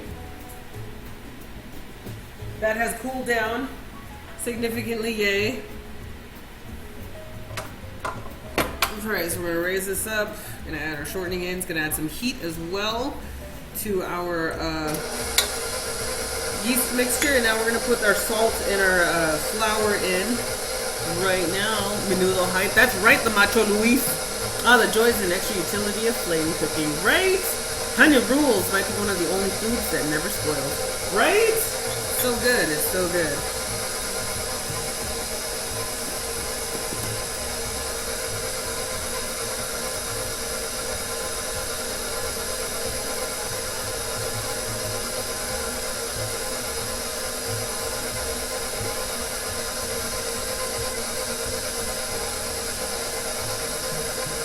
Alright, hang on. We're almost there.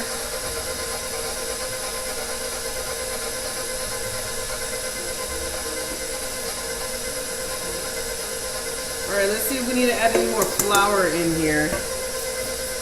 So we're going to see how wet and shaggy this dough gets, and then we're going to take it from there. I haven't played WoW in roughly a year. As much as the new expansion looks like it'll be awesome, I just not gonna have time to put into playing, so I'll just watch Tally. I'm okay with that. I'm okay if you watch Tally. Well, at least you don't have to knead the dough yourself, Lula. That is correct. You are absolutely right. I'm really happy I don't have to knead anything. So I'm fine. I'm fine.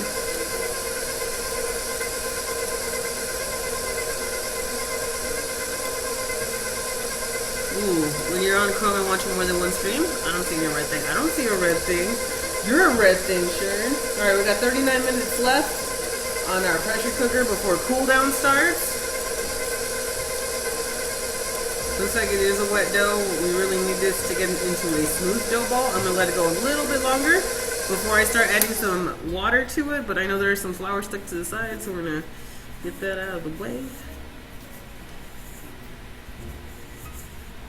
The red stuff in the pan, it is peppers, but I think Sharon is having a technical issue with his streaming stuff, so he's just troubleshooting that with the chat real quick, whether he wants to or not.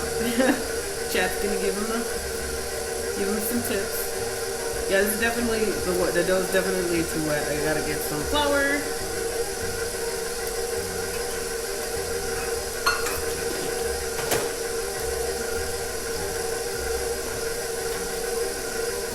This is good, guys. It's a good thing right now. Oh yeah, this is definitely not dry enough. There we go. Oh god, did you guys get HTML5? I'm so fucking jealous. I don't have that shit yet, you know? It sucks. Whatever. You guys get to try it anyway. Alrighty, so I added in about 1/8 of a cup of flour, and so I'm waiting before I add more to see if that's the correct amount to put in, because you want to wait until that flour incorporates completely before you start adding more.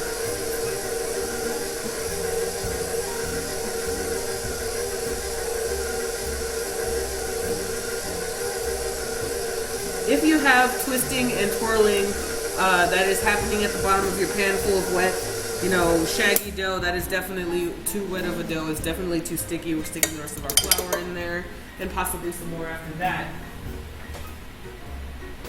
I really dislike approximate measurements in bread baking, because having to do shit like this is very annoying. That's why I like it, instead of using cups, I like it when they use weight. Ounces, grams, volumetric measurements are great. Milliliters, ounces, wet ounces, I should say. Using the HTML5 player right now, and it's pretty good and stable as fuck. Nice. I don't like Flash. Yeah, I'm one of those, not a fan of Flash either. Unless it's a TV show. Alrighty. I'm mad I ordered a calzone and bacon inside those fuckers. Put pancetta in disgusting chewy fatty shit. That sucks, man. I love calzones. Those things are so good. Alright, so I'm gonna flip the dough really quick just to make sure we're not having an uneven dough issue. It's still pretty wet on the bottom, so we're definitely gonna have to add some more flour to it. It's really annoying that it's like getting to this point here. Alright, so flipped it over. A little bit more flour. let's take it from there. I love pancetta. Pancetta, I love pancetta. It's kind of the shit to me, but it's definitely not bacon.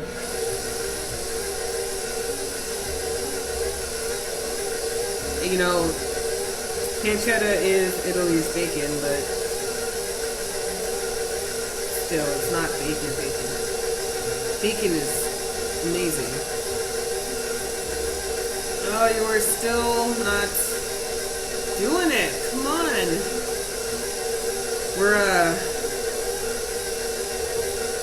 We're troubleshooting this dough, you guys. We're almost there. It's getting to that point where we want it, I should say. I think we might have reached it. We'll see right now. We don't want any stickiness to happen on the bottom of the pan. So as soon as we get to the point where the dough is actually turning in the dough ball without doing some sort of weird ass shit on the bottom, like sticking to the bottom and just being a clump at the bottom, that's not what you want. As soon as it doesn't do that, then we're set. So I'm just sprinkling in a tiny bit more, and I think we're there. I got paid, so I'm gonna buy a big ass steak when the butchery opens. Fuck yeah! Get your ass a steak. Marinate the shit out of it while you do everything else you need to do for your dinner. Maybe a steak and potatoes. God damn it. Steak and papas. The shit. I'm sorry. Okay, so story time. When I was younger, and actually when I used to work at Costco, and Costco, I mean, it's awesome to work there, benefits wise and pay wise, but man, they really make you earn that money. It's really crazy how much they put you to work over there. But, you know, it's worth it to me. But anyway, sometimes you get to the point where you're at that point at your job, especially when you work retail, where you're just like, fuck this bullshit. This was just a horrible day ever. And I was having, like, it was a day that all the members in the store, all the customers in the store were like fucking just terrible, horrible. It was like Christmas season, even though it wasn't Christmas season. It was just a really bad day. I was so fucking over that day that at the end of my shift I bought a steak from the butchery in the back. I cooked myself a steak dinner because I had such a bad day at work. Drank it with a bottle of beer. Like that big bottle. A big bottle of beer. Delicious steak. Steak and pepper gravy with some fried taters. Oh god, that sounds so good. Pepper sauce, whatever. Alright, so we definitely have the dough where we want it. I'm not adding any more flour, but it's got to do its thing. So I'm gonna let this rotate and let this go on low speed. You really don't want to go too fast on the KitchenAid mixers or any of the stand mixers, because those gluten strands are gonna get super freaking tight. You won't be able to do much with it. So be patient. Low and slow is the best way. I promise. Low and slow is awesome when it comes to this KitchenAid stand mixers. So don't fret. It'll be awesome. Let me put some stuff away. Big bottle like 22s that the craft beer comes in. Yeah, I drank a craft beer bottle 22. I think it was an Imperial. I think it was a Stone Imperial Russian Stout. I drank it. No, it was an IPA. One of the big ones. Racer 15. What a steak!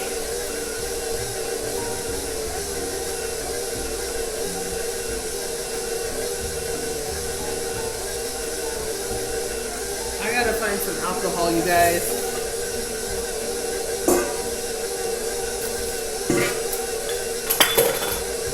I love Angus too.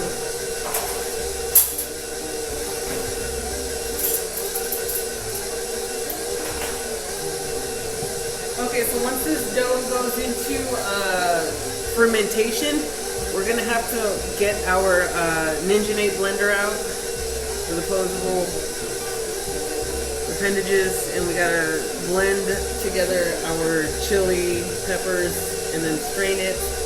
And then we're gonna check up on our soup. I'm glad dinner is so soon so I can eat. I know, right? So we're getting a nice smooth dough ball, which is really nice. My God, I'm learning to love to eat. It's so good. I live in Kansas. Was a butcher for 6 years. A group of us get together every November and butcher our own red Angus beef. I buy half of beef every year. It's worth the time. That sounds so awesome. My greatest weakness is food. I am a complete and total stupid foodie, and most people who go fucking crazy over dorky food trends and stuff like that. Like when I went to Hawaii, I went to go visit Chick Drummer in Hawaii a couple weeks ago, and I brought back more food than souvenirs. I brought back packets of cookies, macadamia nut cookies, chocolate covered macadamia nut cookies, toasted. I got coffee. I ended up getting like so many Hawaiian style snacks to bring home to give to people as souvenirs. Like I thought that was like, I did get souvenirs. I got an overwhelming amount of snack foods that I gave away to my family and friends because I thought that was very fascinating. That's fascinating to me. So I brought back Hawaiian tea cookies, like freaking, guava butter cookies, like macadamia nut shortbread. It was like fucking amazing. It was so good. I was in heaven. It was really nice. So that's what I was wasting my time and money on, and a lot of Comic-Con stuff. I bought Telly a Comic-Con surprise. I got him two signed posters from the guy who created Deadpool. One of the guys who created Deadpool. I got him to sign a poster for me twice and give it to Telly. He loves it. He loves it. We actually have the New Mutants number 98. First appearance of Deadpool. We have that graded and on display in our hobby room. Alright, so let me check on this. And I was thinking about bringing it in case he was there, because I could have checked and I didn't. And I should have checked because I would have seen that he was going to be there and I would have brought the comic with me. Maker's Mark is my favorite. Fuck, I gotta get that drink. Hang on a second, guys.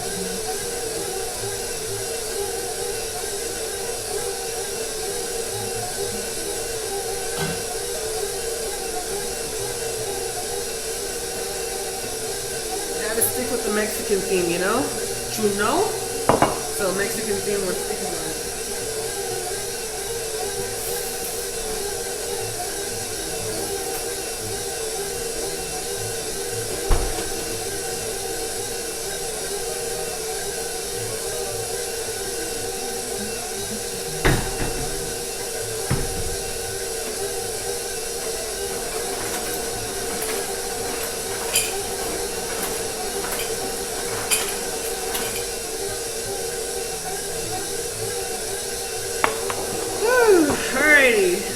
That bowl looks so neat.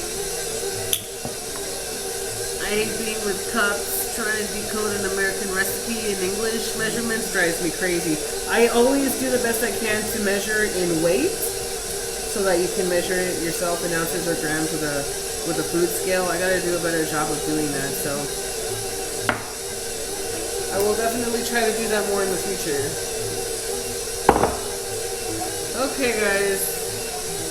Oh yeah, when that dough's climbing up the dough hook, you're pretty much close to done right there, so I'm going to leave it alone. It's very smooth. We got a nice smooth ball in there. Alright, so cheers everybody. Have a happy Thursday. Hope you all have a great day today. I know I'm having a great day. We're recovering from a little bit of a snafu we had earlier, but I think we're okay now. So we have a really nice, tender, soft, smooth dough. Ooh, that's good. Alright, so, we have a nice, tender, soft dough that's actually pretty perfect, actually. It's really perfect, actually. This is super smooth. The gluten strands are not overly freaking tight. Like, this is smooth. This is about as smooth as I'm going to get it, too. And it's super tender because it's stretchy as fuck. We did good today, guys. Damn, it's Friday here. Another boring weekend. Don't say that. Go cook yourself a fucking amazing-ass dinner for the weekend. Treat yourself. Yeah. Make yourself some fucking pasta a la primavera. You said you were going to make a steak dinner, so I guess you can make a steak dinner. But make something awesome with it. Make some scalloped potatoes covered in fucking cheese and some real fancy-ass, real tasty cheese, or maybe some truffle oil, or maybe a twice-baked potato, and you put all sorts of shit on top right before you bake it again. I don't know, man. If you have a boring weekend, you fucking don't make it boring. Give yourself a fucking cooking adventure. Sometimes I just cook just to cook. Like, I had to make breakfast for Tally, and he wanted a breakfast sandwich, and I ran out of bread. So instead of doing the practical thing, driving to the store and getting it, I ended up baking fucking bread for Tally so I baked fucking bread to make him a breakfast sandwich. So his breakfast was 2 hours late, but I managed to nail it. He loved it. He loved it. I think you guys were there for that. All right. Let me get this out of the way. So this is supposed to make 10 Bolio balls. Bolios. We'll find out right now. Okay.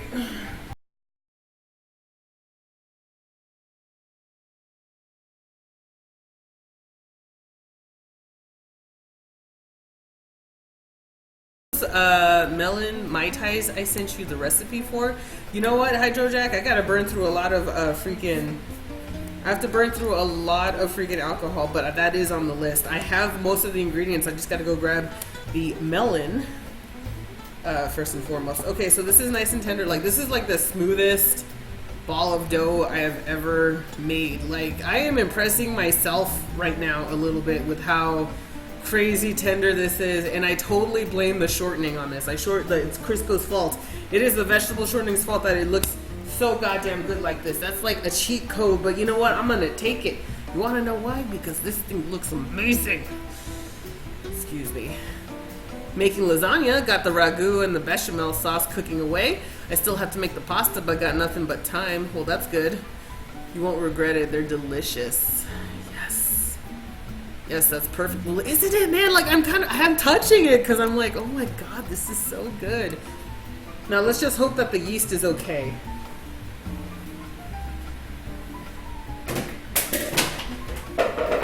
Orange Jesus is not on my side right now, so we're gonna see if this actually ferments up and gets a little bigger. I'm really praying. I'm crossing my fingers right now, and we'll see what happens.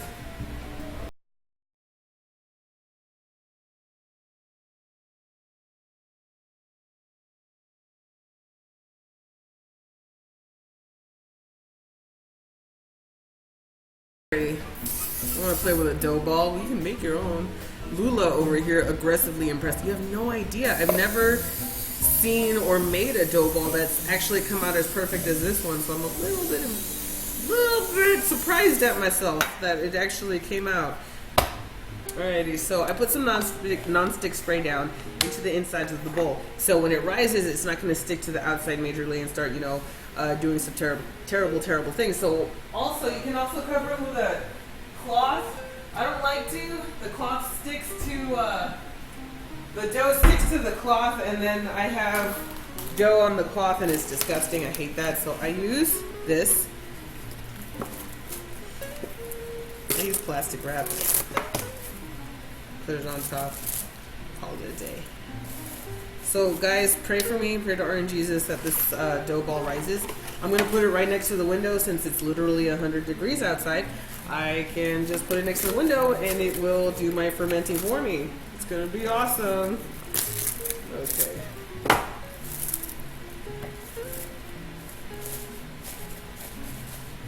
Fucking hell, this day needs to be over like soon. I'm sorry, Miss Viz, that you're having a bad day.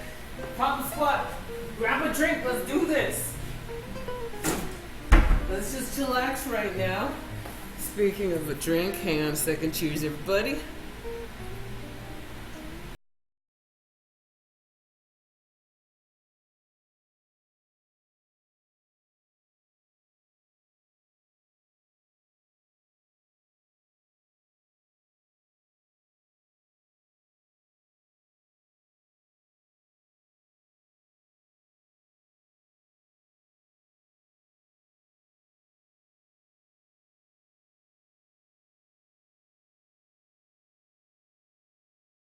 The window's kind of far. So anyway, let me clean everything up. Let me reset shit. Let me run a commercial, and then we're gonna start on our Menudo all over again. We have 21 minutes until the pressure cooker goes on cool down mode. So we have a lot of time to kill. We still gotta do our red sauce base. So let's get started on that. I just gotta run a commercial real quick.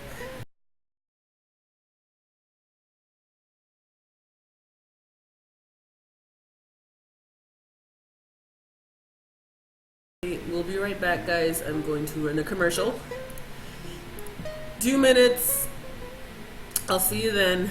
I just need some time to do some dishes and clear out some stuff and make room for our next phase of our plan. So I'll be right back.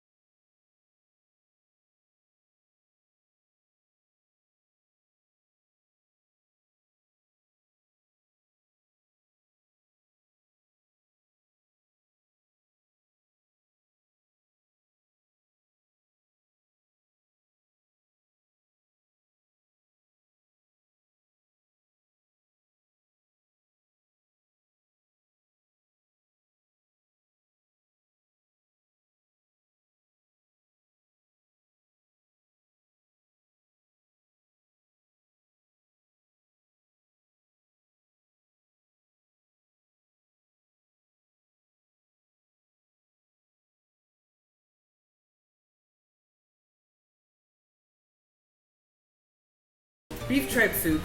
We're also making the bread that goes with it. Hopefully, crossing myself to orange juices right now. Blackstone Carver, thank you so much for subscribing to the channel. Welcome to the convoy, mother trucker. Toot toot. Thank you so much. Oh my gosh, thank you. Oh boy, I forgot to eat something, so now Lula's getting drunk right now. Give me uno momentito. Thank you so much. Let's show some love for our new subs today. And the Biddy parade that happened earlier. Of course. Oh my god, you guys are awesome. Today's a good day, even if I am messing it up a little bit. I'm enjoying my day today, and it's a really nice day. Yay, new followers! Yes! Alright, so we're gonna cook some stuff right now. Our dough is made for our bread, and it is on the rise at the window. Once that's done, we gotta punch it down, gotta shape it into the shape of the Bolio balls, and then we gotta take it from there. But before we do all that, we gotta make sure our chili sauce is ready for when we do, when our menudo is done. So I need Ninja Nate.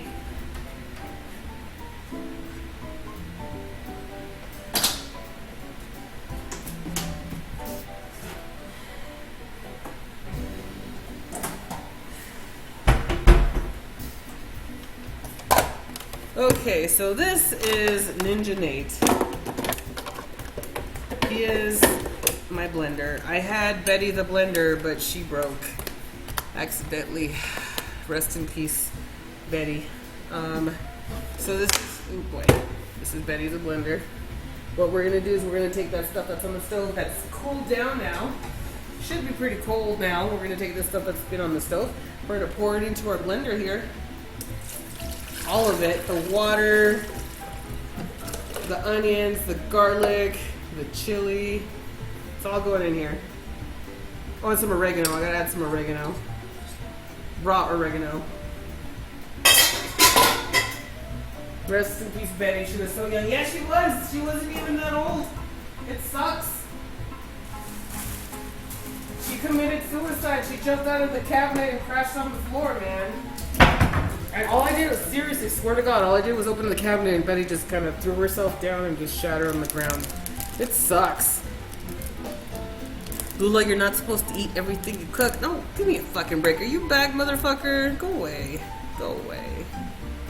So anyway, hello. We're gonna add our oregano here. There it is. Here it is. I am not measuring. I'm gonna say a palmful. A little palmful.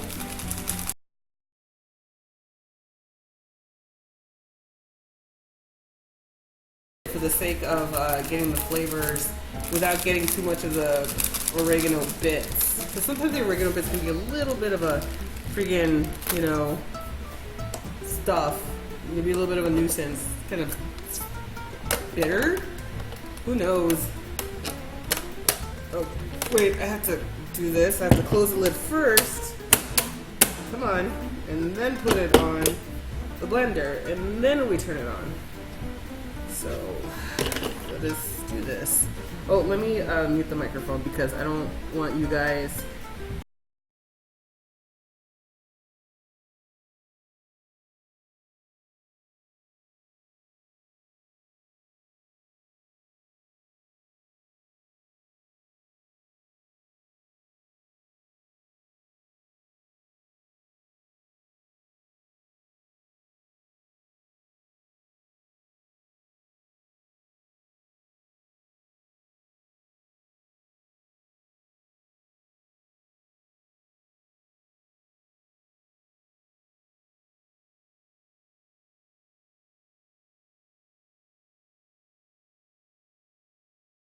so much, Lauren, for the bits. Thank you for the 600 bits. You're awesome, lady. I have a Ninja too, and when it's a good blender, it's kind of a pain in the ass. It really is a pain in the ass. I'm kind of thinking I don't have enough red, actually. I might do some more chilies. Oh, sorry. I might do some more chilies right now, actually. So I'm going to do that right now.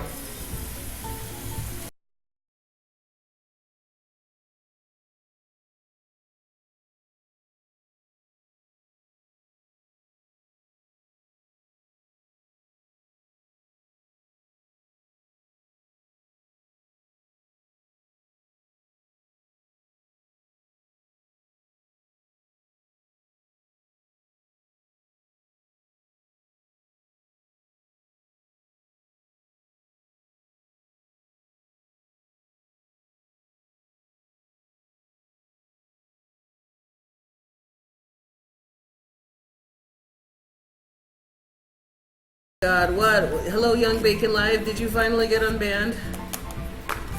Hello, I saw your Twitter messages. I just could not respond. You might have just been timed out, buddy. Reheated menudo is best menudo. Oh my god! So I have to tell you guys something. So if you ever make menudo for yourself, and especially if you make it with the hoofs of the what is it? The hoofs with the neck or the neck bone, or basically any sort of marrow bone instrument. If you actually end up making soup with that, you're going to end up with a lot of collagen, and you're going to end up with a lot of what is it? Gelatin. Because, you know, the gelatin that we get from Jello and stuff like that comes from the collagen of animals. And so you're going to see a lot, especially the beef tribe too has it too. And so when you cool down and you freeze menudo, it ends up turning into gel. It turns into a gel.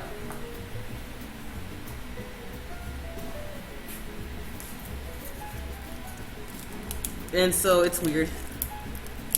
I'm sorry, I got banned. It's alright, you're welcome. You're back. Smoked ham hocks are the best in menudo, just my opinion. You know, I've never tried it with the smoked ham hocks before. I should definitely give that a try.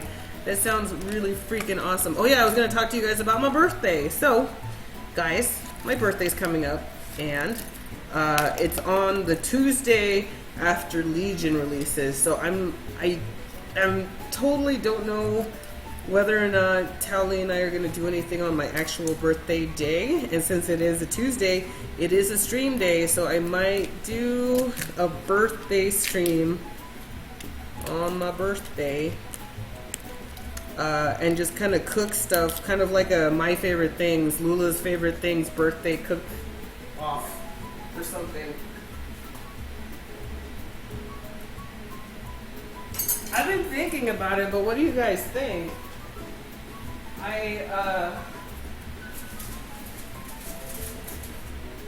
It would kind of be like a Lula's greatest hits of food that I'd be making. Cakes and pies. Have you heard of Japanese people eating noodle soup with cooked bear claw? They eat it because they believe the collagen or whatever it is in the paw that helps keep their skin nice. It's really creepy. That is kind of creepy. Oh, Legion open beta is Lula's birthday. Yep, pretty much. Okay. Alrighty, there we go. There's one, last one. I just feel like it's not gonna be red enough and I'm making kind of a lot. Got 8 minutes left, buddy. Come on. You can do this, guys. We got this. You can do this.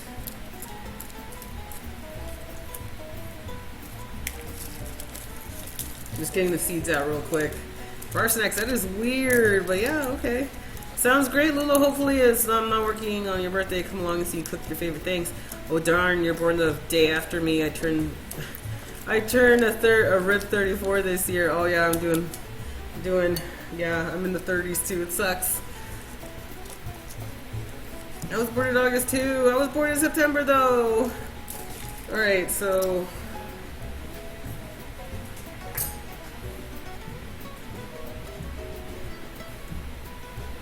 I'm gonna actually let that boil for a while so that it will tender, or it'll get more hydrated quickly. So I was supposed to go to PAX, but we ended up not doing that anyway. I kind of wanted to be here to make sure everything was gonna be fine for Tally during Legion launch, and I kind of want to play WoW myself now. So you know, all the other WoW players are also really kind of not going to PAX either because of Legion launch, so it's been kind of weird. This is the first time we don't go to PAX ever since Telly started doing his thing. Is that weird? Well, my birthday's on the 30th and I'm going to go back to work on the 29th, so I'll be working all day. That sucks. I'm sorry, but happy birthday, happy early birthday. September is August in cosplay.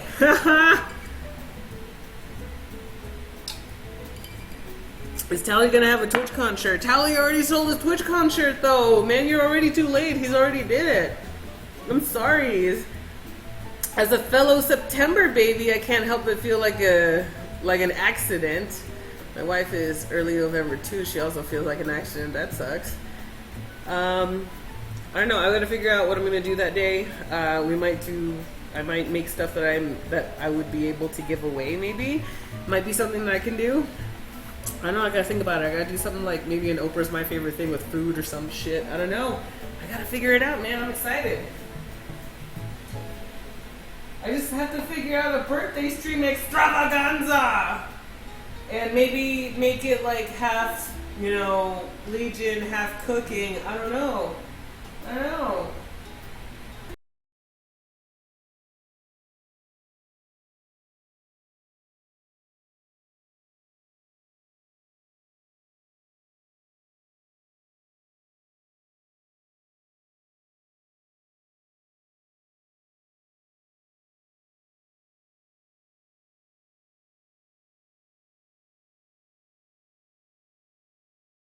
Willing to sell Tally Twitch shirt, $1 billion.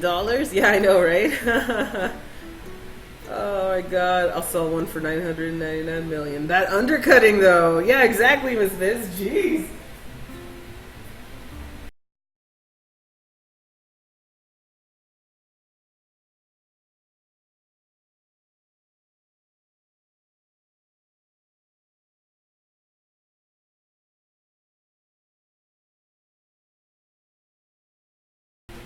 So I'm gonna add it in without the liquid. I just need the chili in there because we have enough liquid already in our menudo, which has 5 minutes left. So I have 5 minutes to fucking get this going and get it started. Before we start doing stuff, hello Lulaboo, hello Quentin, how are you today?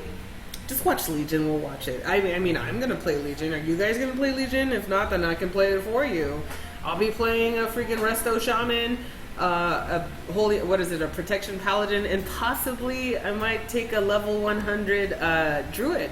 So, Resto Druid, I think it'd be cool. I think it'd be awesome.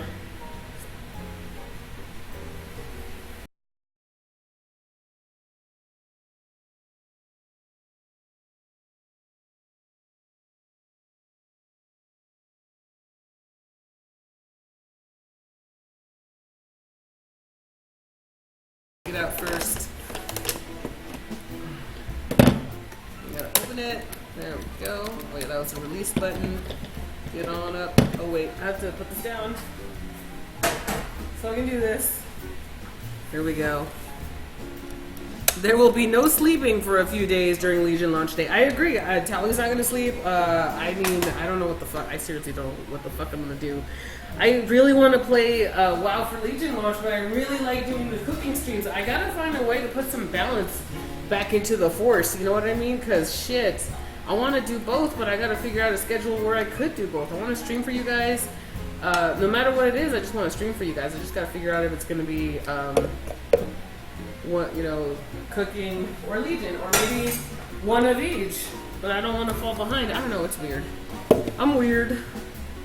I'll sleep when I'm dead, right? Exactly. I know. I don't know. I kind of love my sleep. I really do. Alrighty, let's do this again one more time with feeling. Oh, let me mute the mic. Whoopsie.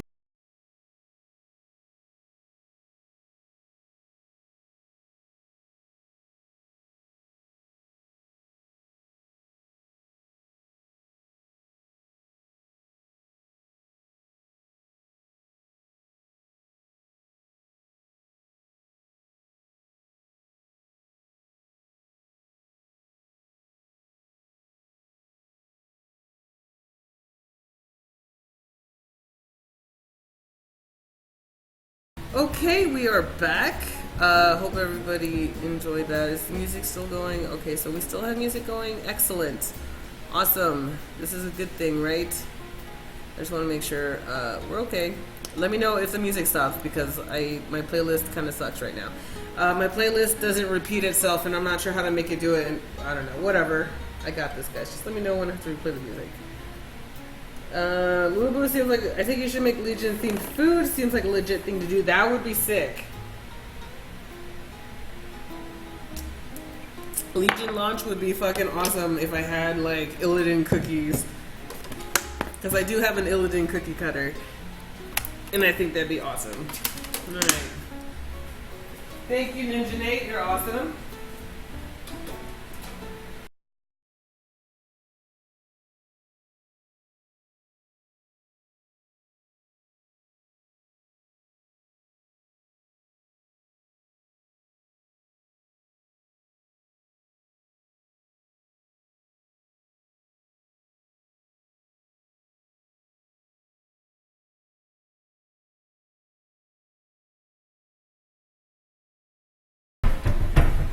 So here's the container I'm putting it in. Here is my strainer. It doesn't have to be particularly a fine mesh strainer. This is just to get the big chunks, nothing crazy, you know what I mean? Like we're not going for the super succulent, smooth as silk kind of stuff. We just want to get the big chunks out real quick.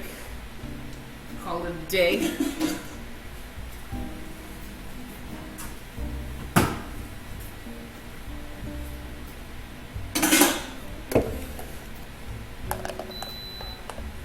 Oh boy. Sell cookies. That'd be cool. Oh, it's done. It's done. Now what?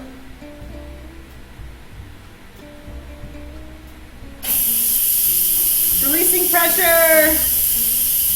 Pressure cooker's gotta release pressure, and while it's doing that, I'm gonna strain this.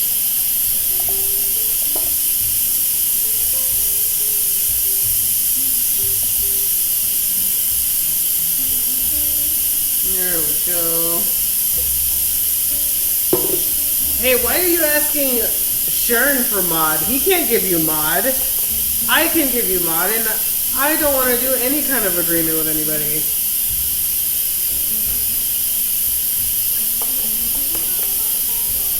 Alright, so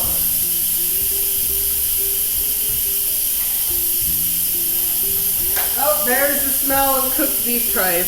Let me tell you something, Tally hates the smell of cooked beef tripe. And as of until right now, it didn't actually smell in my kitchen until I vented the steam from the pressure cooker. Now it smells like cooked beef tripe. He's not going to appreciate that when he gets home, but I don't care. I love my Menudo. Ah, hey, calm yourself, Quentin. You're the one talking in all caps, not me. Damn. Alrighty, so come on, get on up in there.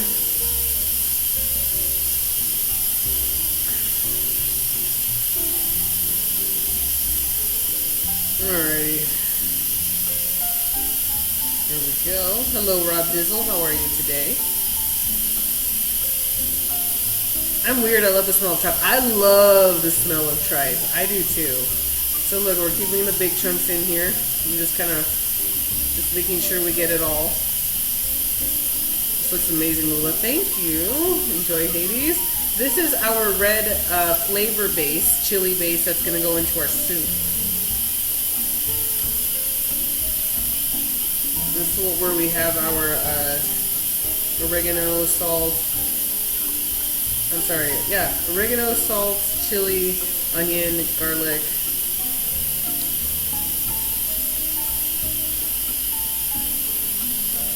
Okay. Hello, chat and Lulaboo. Hello, Do. How are you today? I'm getting an erection. It's amazing.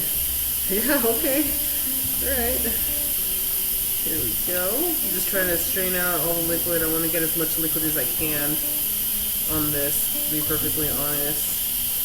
Because all of that red flavor is going to go into our soup and it's going to be amazing.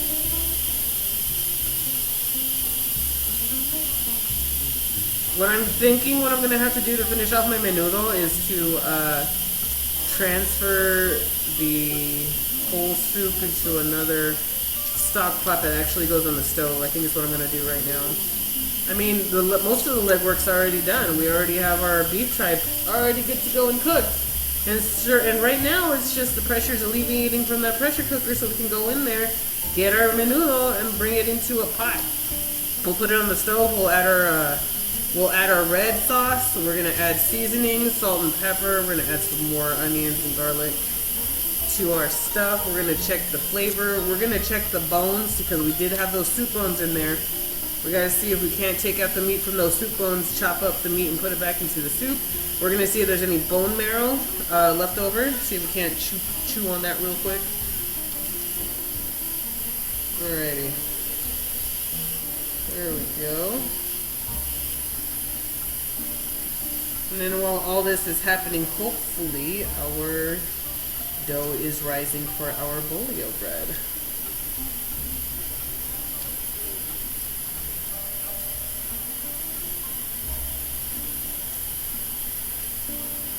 Here it is. Do you use hominy in your tripe? Yes, absolutely. We're going to be adding hominy once we transfer over the soup to a bigger pot, so we have room to add this stuff. We can add the can of hominy into it, all of our seasonings. I can start skimming. I kind of want to start skimming before I add this, actually.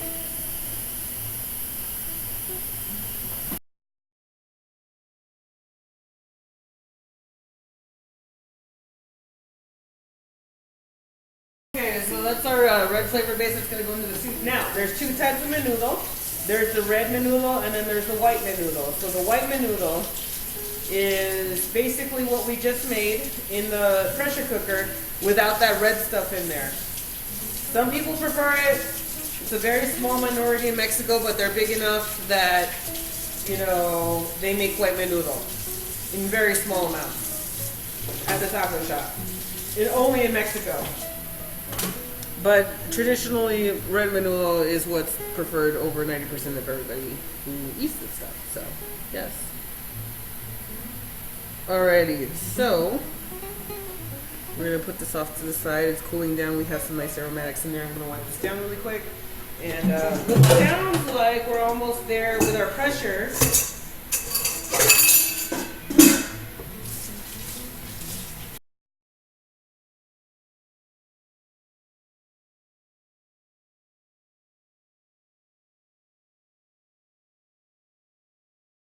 Okay, so we're gonna do this here. I'm gonna wipe this down, kind of get this ready for shaping the dough that we're gonna need to make for our bolio bread. I don't like menudo, but I prefer pozole over it. You know what we're doing, basically, instead of the beef tripe, if you replace the beef tripe with pork butt roast, it's the same thing. You just cook the pork butt roast for an hour in the crock pot, shred it, make your flavor base here with some chicken bouillon, you know, lots of, you know, stock pot full of water, chicken bouillon, fucking salt and pepper, oregano, cumin. Shred that beef, put it in there. So good. Oh good, oh good. Actually, you boil the water that you use to boil your pork would be your soup base, actually. There we go. Do you do anything with the water you hydrated the chilies with? Yeah, normally I stick it into the same place that I stick here, but I already had a lot of water in here. Earlier I took this stuff is my second batch of chili. I didn't need the water, I just needed the chilies. But normally when I do this in one batch, I totally put the water and everything inside the water into the blender, blend it out, and then strain it. But this was just an emergency second batch, and I didn't need more liquid, I needed more chilies. So that's what I did. So normally, yes, you use that liquid, but right now, no. We are not using it at the moment. Alrighty. So, are we good to go to open this thing?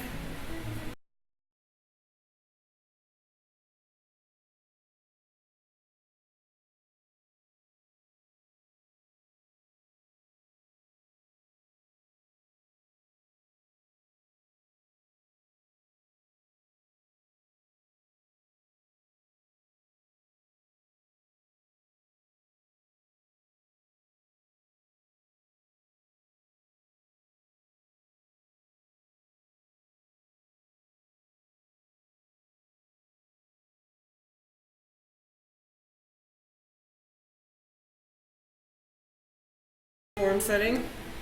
This thing just finished. But here is our white menudo. This is our white menudo right here. So let me get a spoon so I can show you around.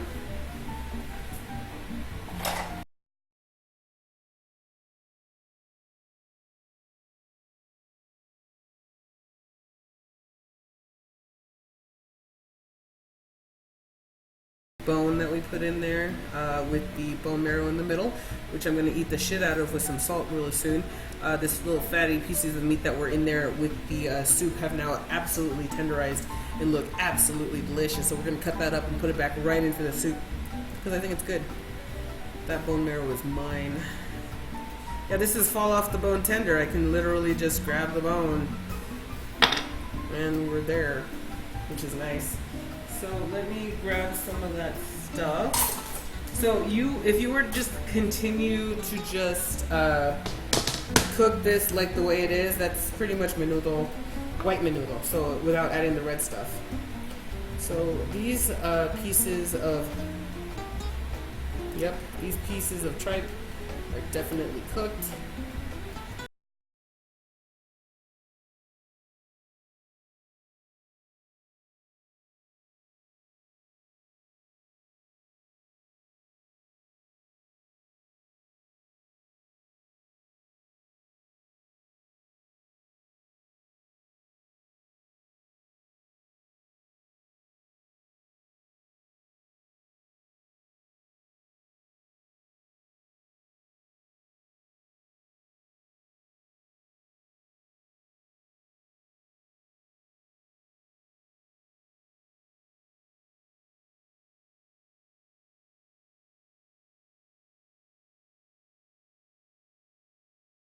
Quite a delicacy in all of the steakhouses that you go to. That bone marrow is what was at the center of this bone right here. Hang on, it's hot.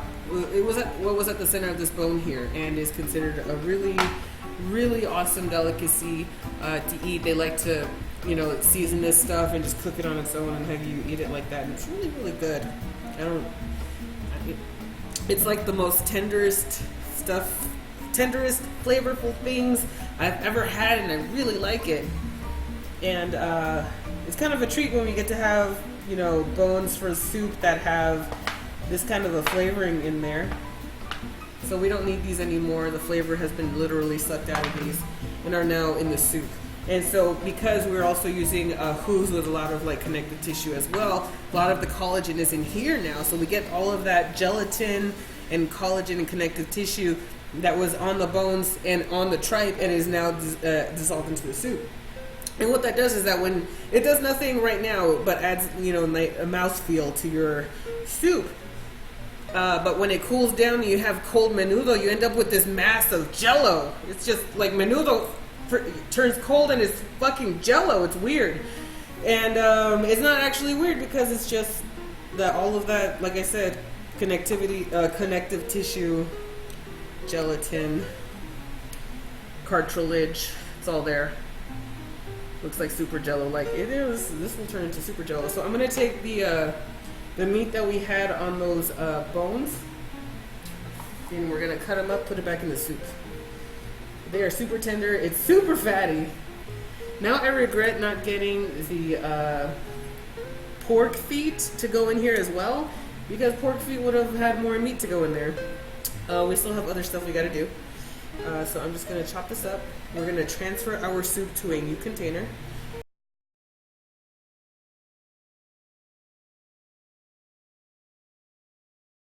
Super Jello Man. Yeah, that's exactly right.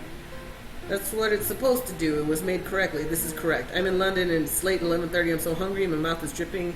Oh my gosh. Oh, that sucks. This stuff is so good. Alrighty, so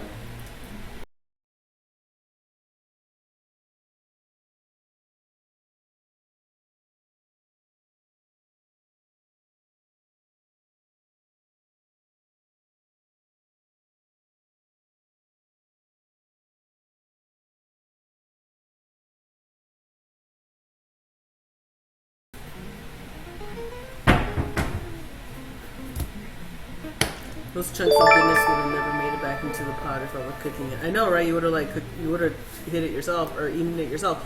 Turcool 12, thank you so much for the host. I appreciate it greatly. So I'm going to stick some salt onto this bone marrow.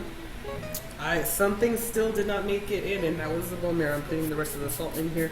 We're going to have to put way more salt, but I'm just doing that for now. Okay, here we go. Ooh. Tenderized bone marrow is so good. When you cook it on the stove and you roast it, or I'm sorry, on the grill and you roast it, it turns into this really grainy, really solid thing. But when you have it boiled, when you have this bone marrow boiled like this, is super soft, super silky smooth, and super flavorful, delicious. I really love it. What's up, Z Corona? How you doing, lady? Guess what? I'm making menudo, bitch. Yeah, I'm making fucking menudo and some bolio bread. Well, we're gonna see if the bolio bread turns out, but Fuck yeah, Menudo! Guys, Corona is my mod, my chat correspondent, and my sister. She did all my graphics. That is the Chica, who did all of the graphics on my Twitch channel. So my overhead overlay, my stove cam, my granite cam, little mini overlay camera things. My sister did all the banners down below in my info section, and she also is available right now to do some work. So if you feel like you want to get some of your Twitch channel things redone, you can totally hit up Z Corona if she is available. I think she is. And get your ass some graphics. It's cool. Just plug it in. Shameless plug.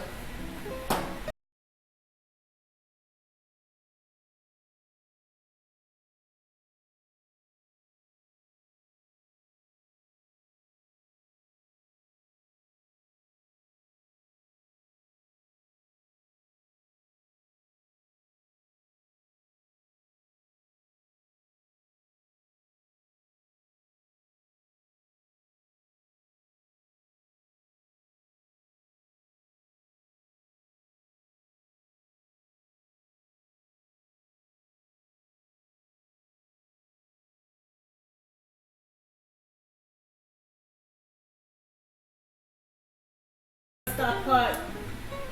Here it is.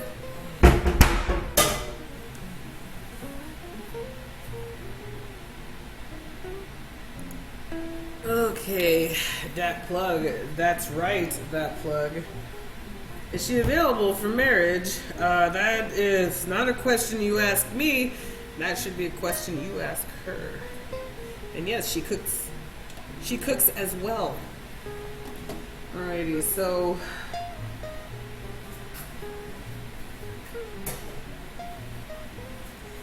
it's time to get down to the nitty gritty, and we're gonna start doing our soup. Oh yeah, it's still warm. Okay.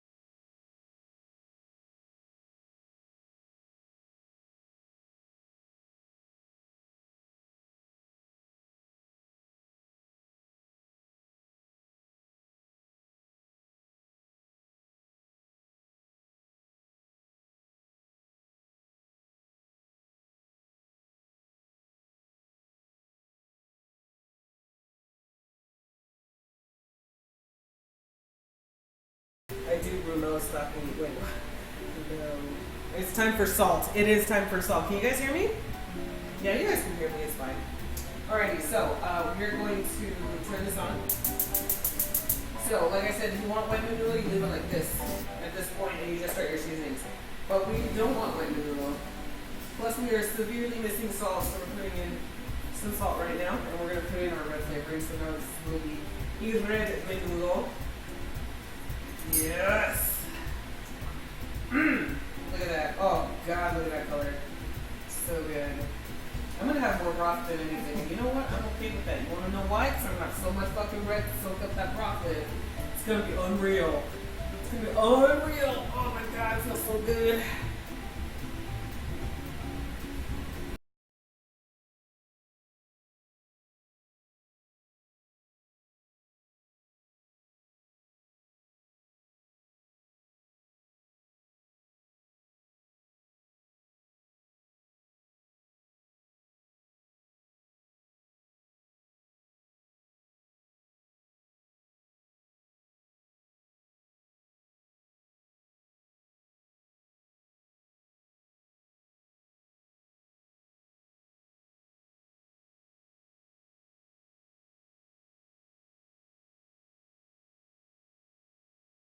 We gotta do all sorts of shit. Alright, so first and foremost, before you even continue doing anything right now, you gotta taste it. You gotta see what it tastes like to figure out what kind of adjustments you're gonna be needing for your stuff. For your food, I should say.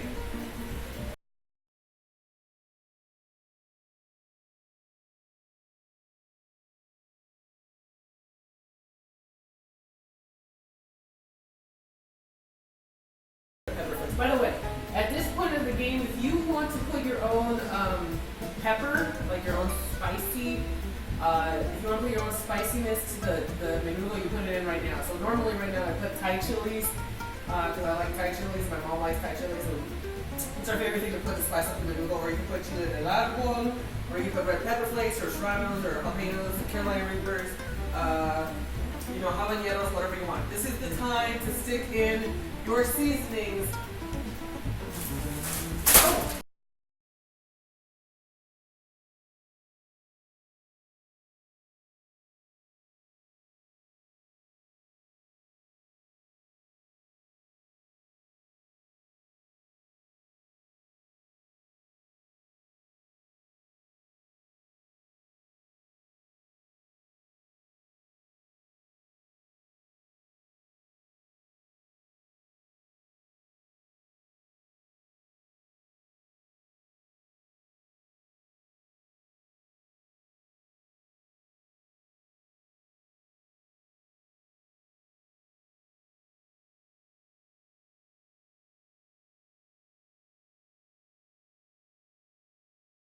Yeah, you need a little bit. Like you gotta be able to negotiate your rate at least as a camera. You can't be accepting every offer outright, man.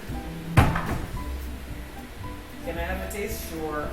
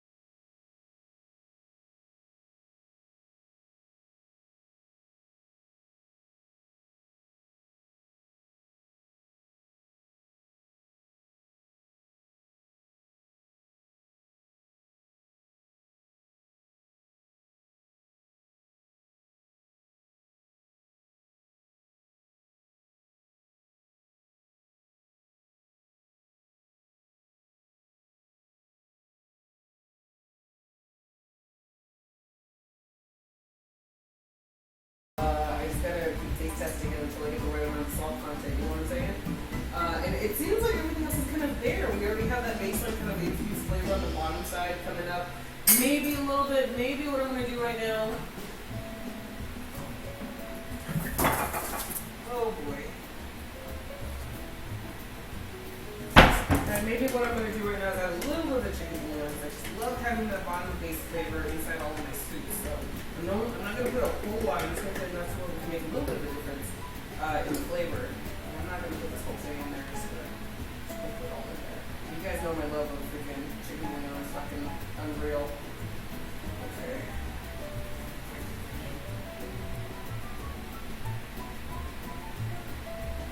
Yeah, I guess I'm gonna have to come over and taste it for you now. Yeah, Rob doesn't know where I live. Alright. Alrighty. Actually, I have to say, not a lot of people know where I live nowadays. Now, better safe than sorry, right?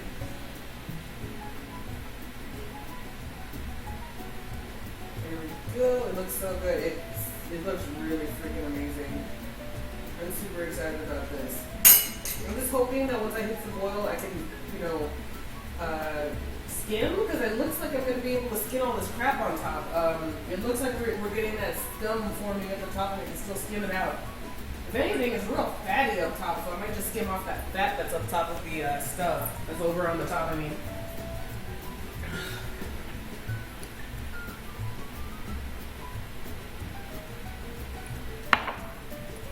Jeff?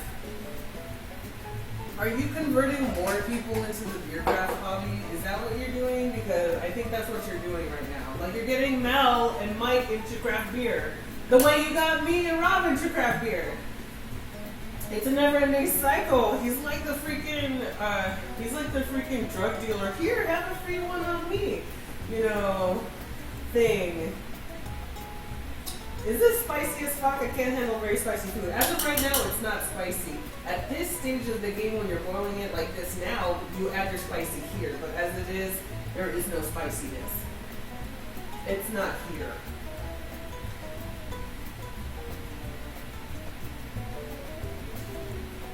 So we're finally getting that boil, yay. So I'm going to turn it down a little bit to a nice moderate simmer. And yeah, all that stuff, gummy stuff, coming out. So I'm going to take it off. I'm going to skim it out as soon as it gets a little bit more appearance. It definitely smells like Menudo in here. I think I'm on the right track. I will do another taste test as soon as I'm done skimming off all this crap. Jeff is the mob boss of craft beer. I agree, man. Like, that's what he's doing. By the way, is anybody buying port black tickets before I watch? Blaze it, 420 bacon, everybody. 420 bacon, everybody. Let's go. Everybody bacon. Alrighty, so.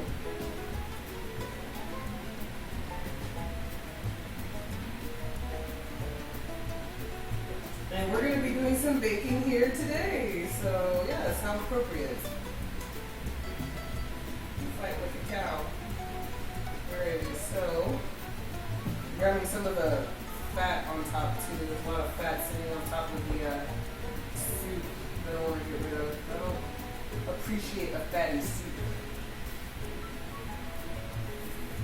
I don't appreciate a fatty soup at all.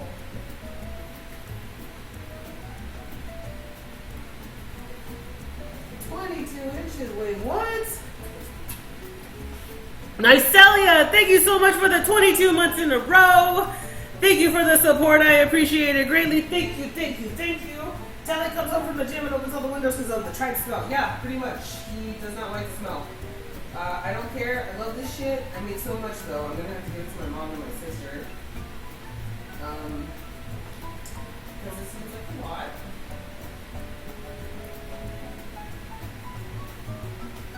Alright, that looks good, right? Yes. I love it. I wish I would have had more Menudo tripe because I didn't exactly plan this correctly. And I feel real bad. Oh well. There's not a lot of bits in there. Mostly broth. That's okay. We can deal with the broth.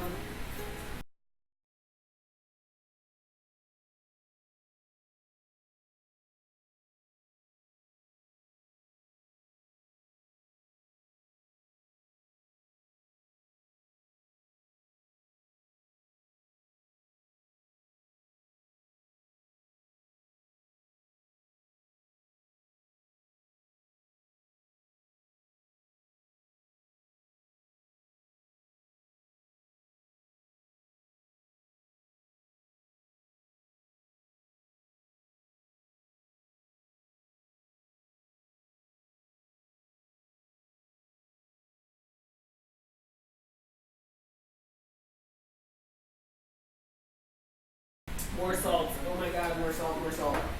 That's not even funny how much salt it needs. It needs so much salt.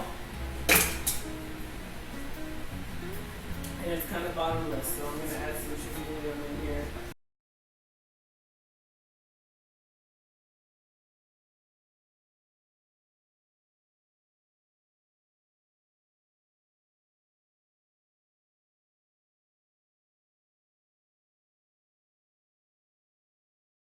Let it sit in the fridge for 4 to 5 days and then freeze it. It'll be great when you want something in a pinch. I'm planning on freezing some of this for sure. Like, oh my god, I want this for when it's like 32 degrees outside. Yes, that's what I want.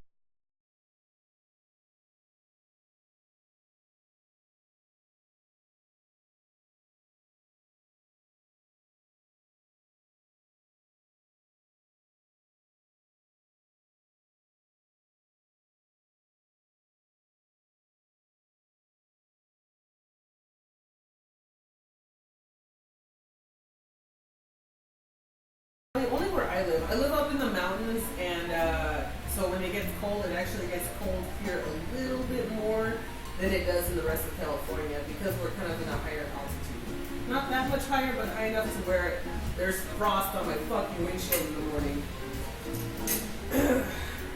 Tight as muscle wall from the stomach. Yes, that's it. Lula, can you make Cuban food? It looks amazing. I never had it.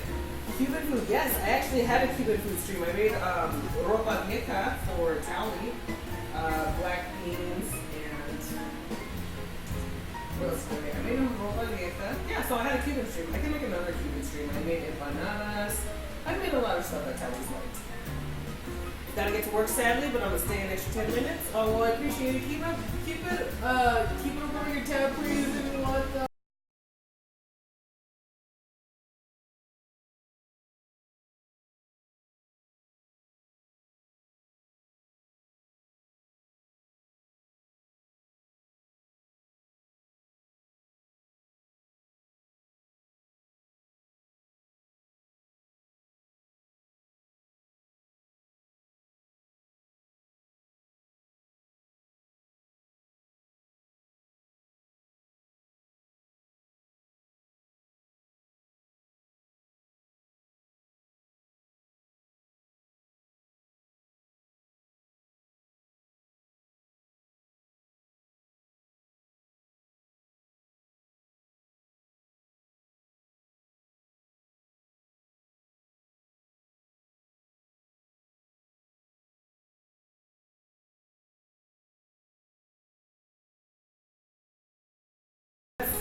minced with mashed potatoes and wrapped in bread. Yeah, papas fritas. So that's picadillo stuffed potato and breaded and fried.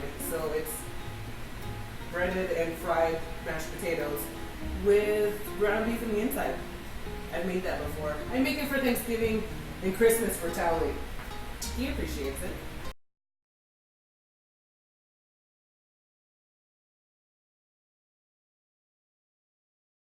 Salt content's there. In fact, I might have no, I didn't oversalt it. We're good. Salt content is there. We are there. We hit it. We need some herbaceousness now. So we're gonna put some red pepper flakes in here. Just to get a little bit of a pow in the back of the throat.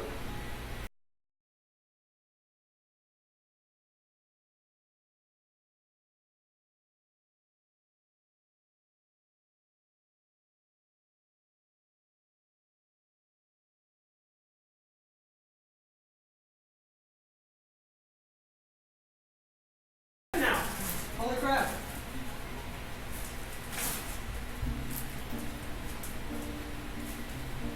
I'm excited. I thought this was going to be a lot harder than it actually is.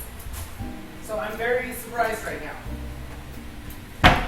It's okay to be surprised. I like it.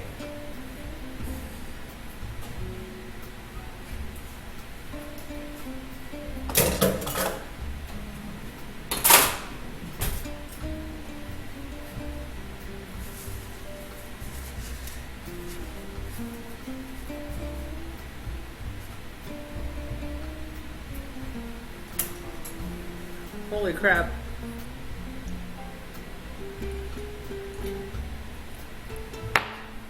Alright, here we go. Have you ever made or are you gonna make chicken mole anytime? Yeah, mole is on the agenda. I feel like most of the fun I have cooking on the live stream comes from when I'm doing a lot of Mexican cooking, like today. That being said, oh good, the bread's rising, yes! Oh my god, yes! The bread's rising, you guys. Or the dough's rising. So I feel like a lot of the fun that I have in this stream is when I do cooking of the Mexican variety. So I will be doing a lot more Mexican cooking in the future. But I still like to visit other parts of stuff. I did Greek week one time. I did Hawaii week last week, 2 weeks ago. I want to do a Cajun, Creole, Southern Louisiana kind of cooking week as well. That's coming up in the future. So I have a lot of things that I want to make, so it's gonna be really cool, and I'm really excited right now because it'd be really cool. Momentito. Oh yeah, we finally got our Twitch shirts. Thank God, me and Tally finally got our Twitch shirts. Alrighty, so let me do this. Oh, actually, I should do the other way because I'm just going to be cleaning up. I have a lot of cleaning up to do right now. There's like so much stuff to do. It smells in this house. To me, it smells delicious. I'm pretty sure Callie's not going to appreciate it. I don't care. I love this stuff. I want to make gumbo. That is on the agenda, man. Gumbo sounds so good to me.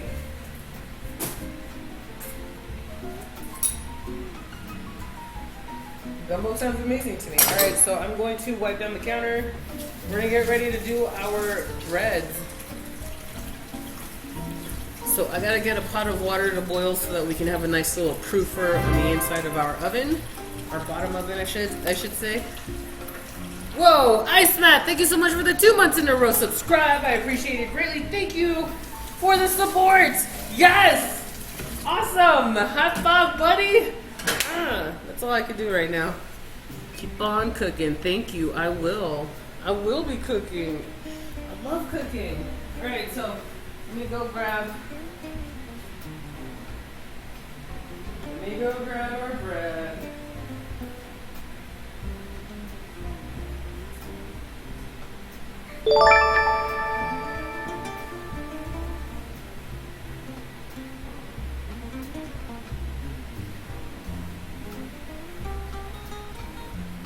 Ice Matt, thank you so much for the host. I appreciate it greatly. Alrighty, so here is our bowl of dough. Like, look, yes, it's definitely doubled in size. Look at this craziness. It looks so perfect and it looks so good. So it's time to punch that down. There it is. The music playing is just like all the other PBS cooking shows. Yeah, that's kind of the plan. That's exactly what I was going for. So we still have the most perfect looking tender dough in all the land. And I just gotta get it all together here.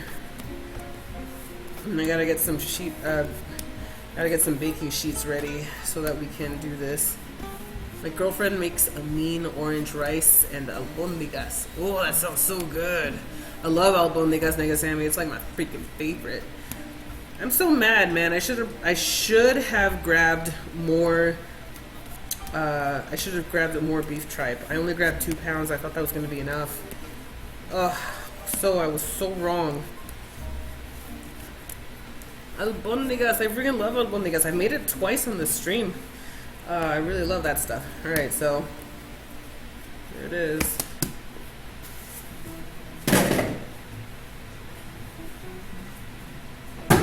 Need my dough cutter.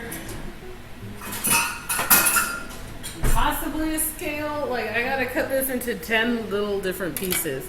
So I gotta figure out how I'm gonna accomplish this.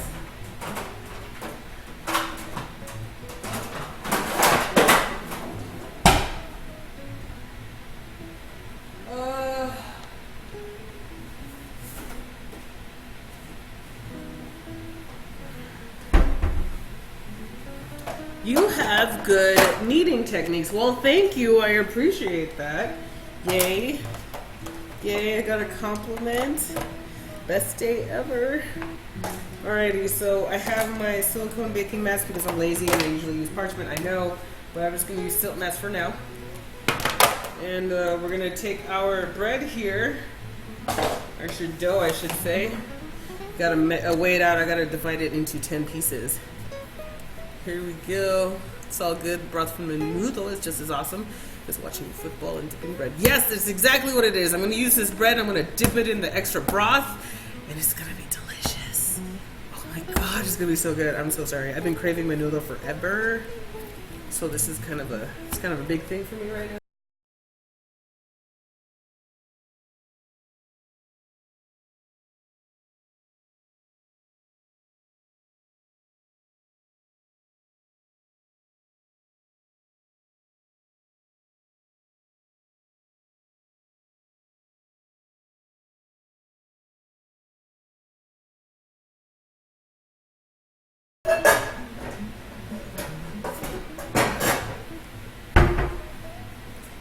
So when you mix you have to weigh, grab your ingredients, weigh them out, combine them together. You got to make sure that everything combines well, and then you got to proof for an hour, and then you got to shape it, or you got to reknead it, shape the dough, divide and shape, I should say, and then you got to let it proof up again. So if you don't have a proofer, it's going to take quite a bit of time. So I'm going to say 2.5 hours total, and that doesn't even include baking time. Alrighty. It really depends how committed you are to the bread cause. By the way, I read that this recipe that I'm using, that this dough can just go into the bread machine to start baking and you're good to go. So that's what I heard, what this recipe said. So if you want to give it a shot, let me know. Alrighty, so we have, let's see here, 1 pound, 12 ounces. I gotta divide that by 10. So what is it? 16 and 12 ounces, 18 ounces, 28 ounces total, divided by 10. That's gonna be 2.8 ounces each. Alright, for a total of 10 Bolio rolls for that. 2.8 ounces. We can do this.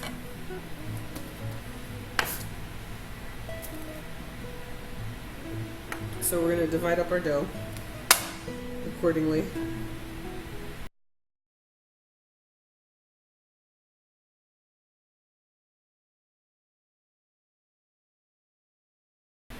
Oh, you guys talking about cats? I can't relate. I have no pets. Alrighty, so here's one. It's gonna be a lot. Alrighty.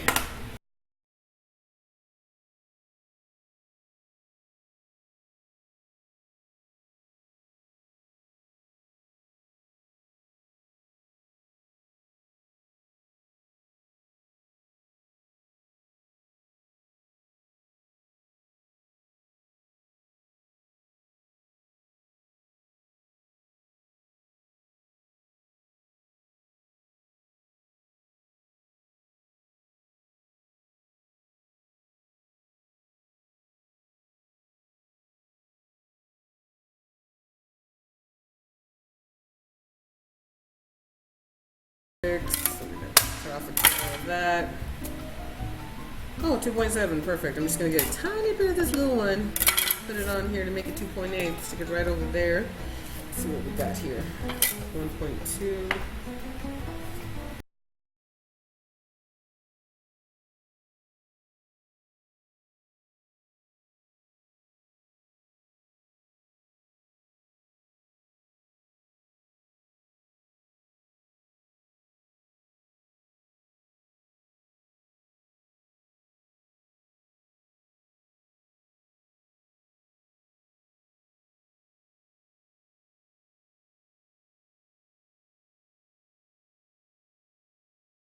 Alrighty, so we're trying to evenly distribute our bread.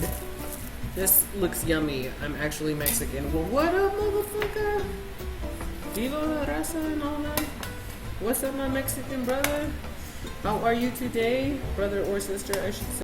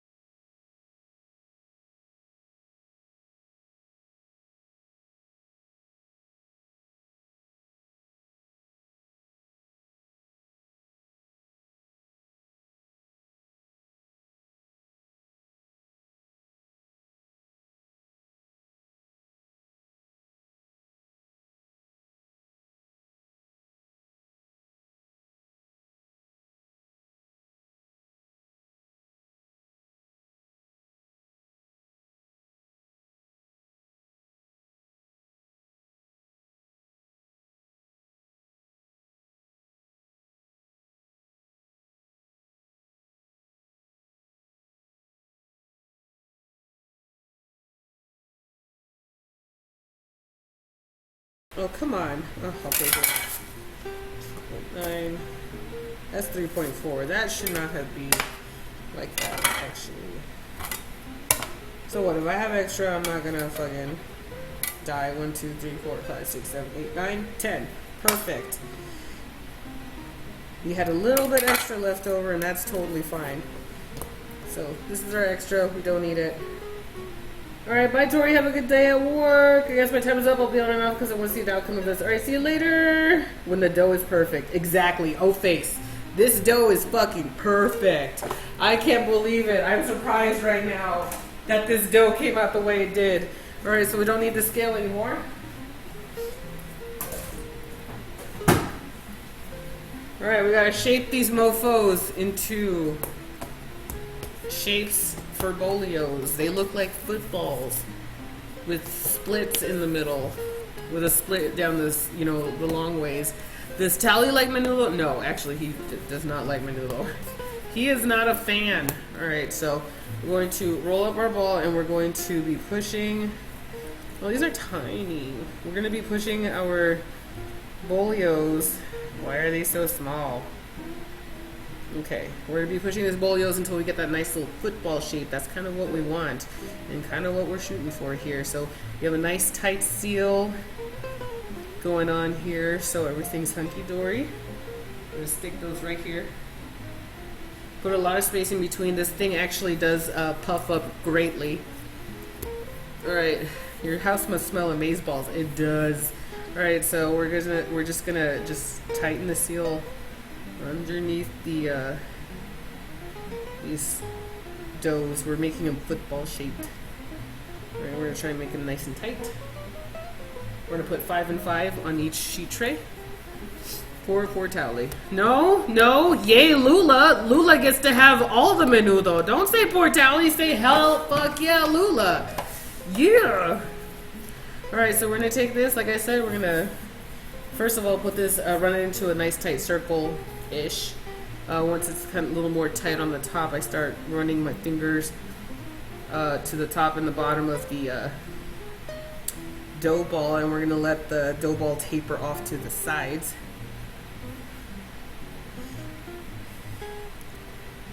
There we go. That tapering action, that tight seal on the top of the bread is what we're looking for. You do not want a loose seal on your bread up here. That is no bueno. So, you gotta do what you gotta do to make sure that stuff's tight, like a tiger.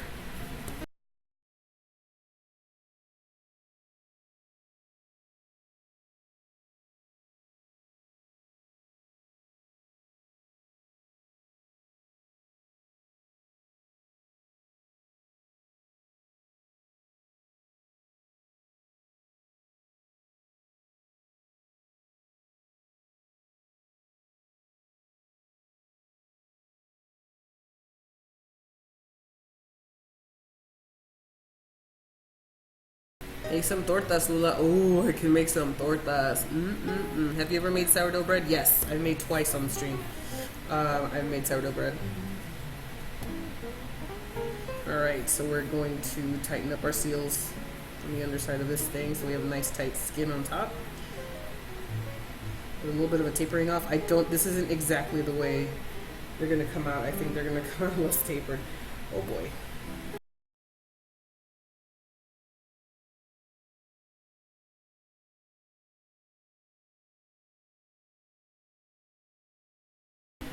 I think it's gonna have to be 3 and 3. Oh, there's a hole in my... I didn't do these. Who did these? There's slits in my silk mats. No!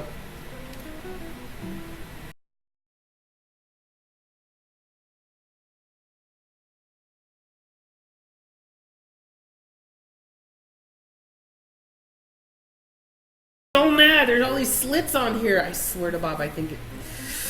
I'm not mad. I'm gonna make him just get me a new set of silk mats. I'm just gonna make him get me a new set of silk mats. They're like $20 on Amazon, so I'm not gonna cry. I'm not gonna get mad right now.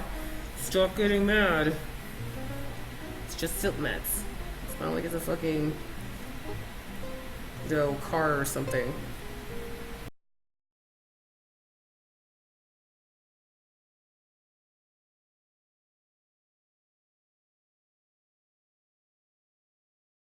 So many slices. Like I mean, I would expect me to do like accidentally do one little nip, but this is like chink, shink, shank, shink, shink, like everywhere. Like he fucking cut he cut his chicken meat right on the silk mat, and I am so fucking mad right now. I'm not gonna be mad. I'm not gonna be mad. I'm not gonna be mad.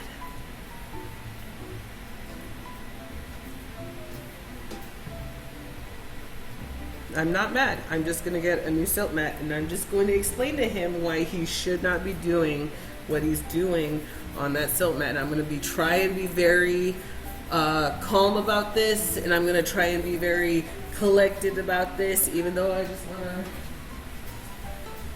do bad things right now.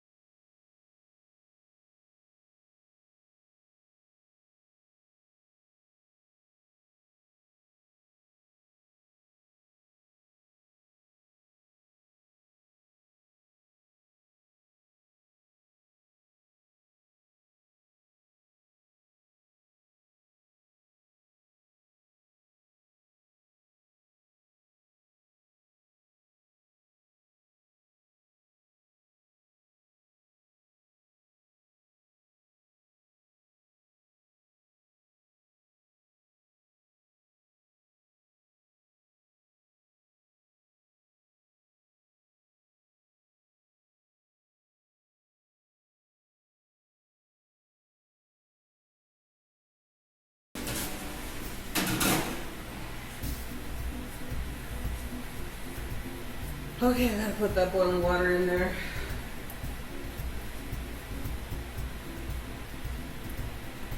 My house smells so good right now.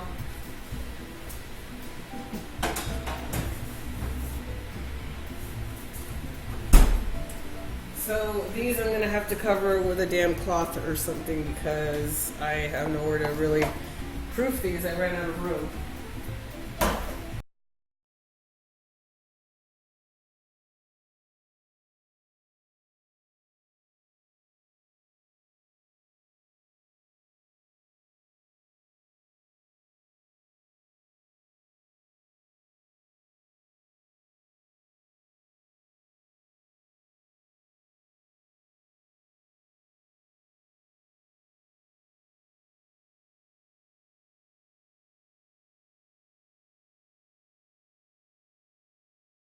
Now you get new ones. Maybe you can throw an extra piece of equipment for an inconvenience tax, right?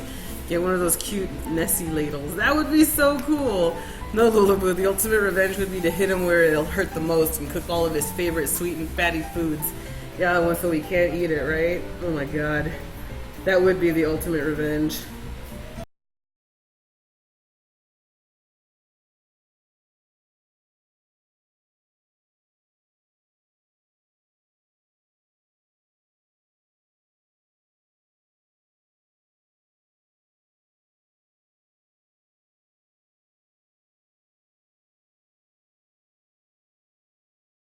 Okay, never mind. Tally went to the vape shop today. Alrighty. Hello, Empress Elspeth. How are you today? Alright, so we have our stuff proofing. I gotta check the directions on my phone to see how hot the oven's gotta be.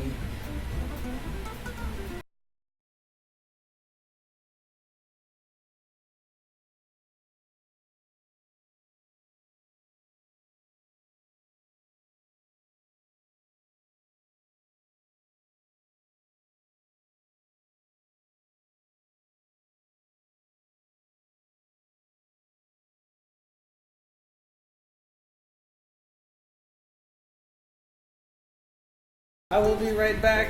I gotta tinkle. Like I really gotta pee. So I've been drinking a lot of water and I've been drinking period. So I will be right back. I'm gonna throw up a commercial, and as soon as I get back, we are going to get started and continue on our journey of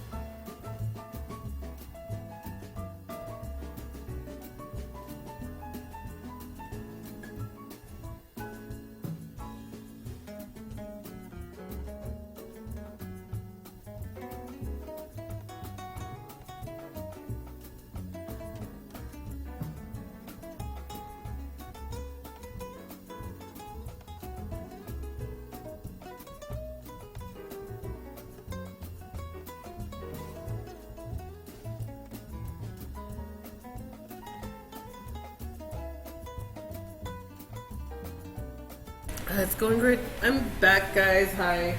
Sally's home. Where's the menudo? Menudo's on this pot. It's on the stove. Yeah, actually it is. We just gotta get the fixins ready. Like the, cilantro, the, oregano, excuse me, onion.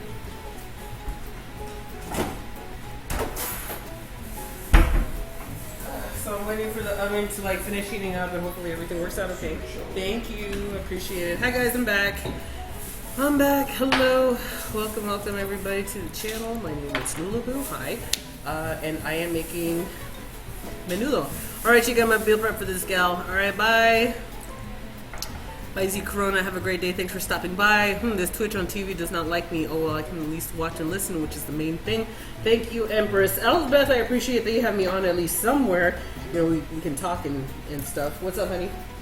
Oh yeah, I accidentally spelled tahini. I just gotta fix it. Yeah. What's that? This is stuff that goes on cucumbers and lemon. So, let me just clean that up real fast. I'm still getting some residual heat here that's going to help rise this stuff, but it will oxidize a little bit since we're heating open air. But I'm hoping that menudo's moisture is going to keep the skin on top of that bread moist. I'm still looking at the bread inside of the oven, and that one seems to be doing okay. It looks like they're going to be like tiny bolios. These look so tiny!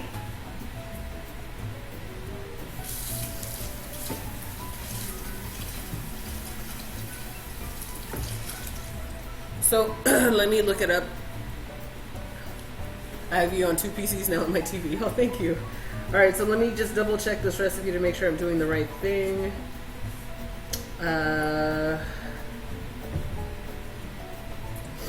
Oh, I don't, I guess. I'm not supposed to. It just says do the slash down the middle and then bake. Alright, we can do that. Let's get started. It just sucks the oven's not ready yet, but it will be by the time I'm done. Huh, this one doesn't have a second proofing. That's so weird. Hey, sweetie.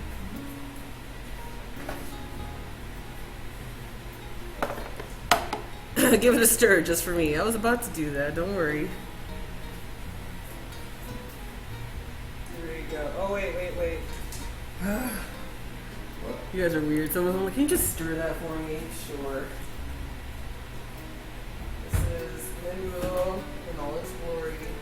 I got the right color. It smells just as it does when I go, elsewhere and eat it. Tally knows he doesn't like it. But he appreciates that I appreciate it, so, that's it. Do you have a talk with No, I don't want to talk about it. What? I don't want to talk about it. What? I have holes in one of my silk mats. Like, lots of slashes. And I was going to ask you if you've ever cut on chicken. Cut chicken on this thing. Never. Okay. Oh, you? Are you sure? I'm positive. Oh, I still have skin on this never, thing. in the last 2.5 years, ever touched those mats. So Okay. I'm more likely to cut chicken in the oven and water bowl than that.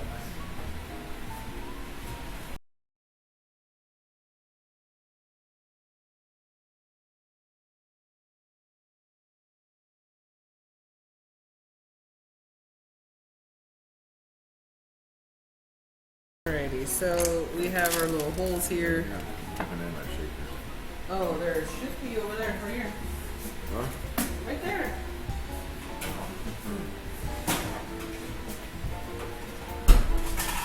Are they all here? Because I couldn't put them away because of the camera wires. Oh. And I was just trying to quickly clear the dish rack so I can do stuff. Alright, so. Woo! Here we go. I don't know why I put them on the side. I'm down.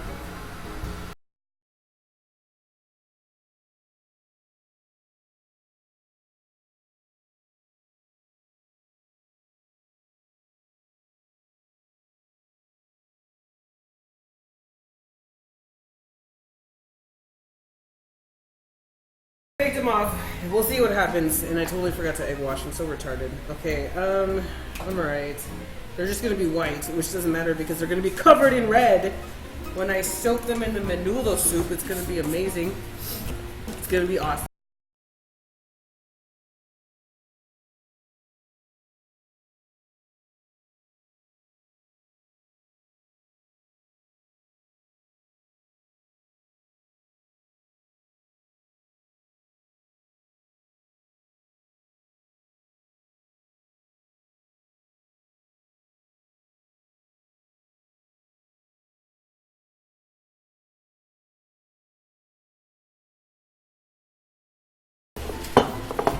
Here we go. And I just gotta refill this real quick. And what we're gonna do next is get our fixings together for our stuff. I seriously am praying to RNGesus that my shit turns out okay, because I don't think it's gonna be okay right now.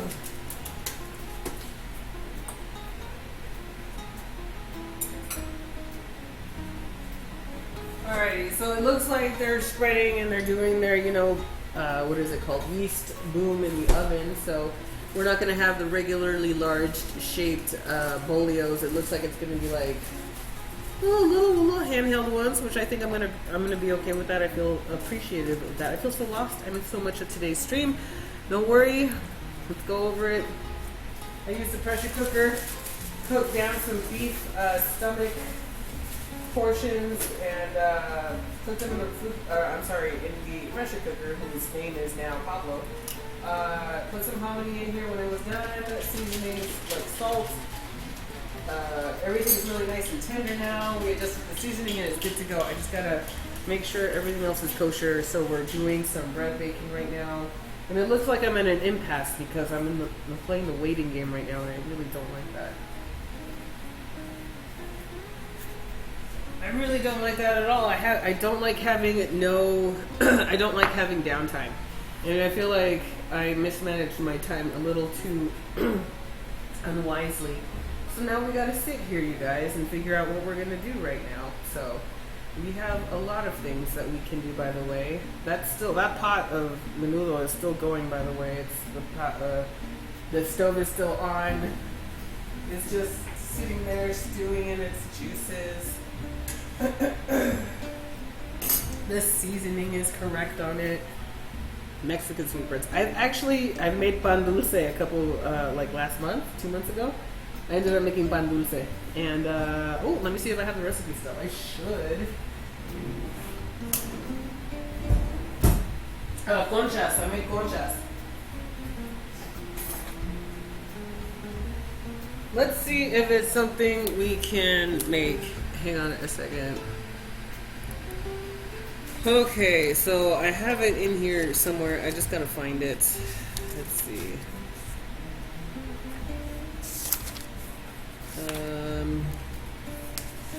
I gotta find it in here somewhere. I know I made it, I just gotta find it.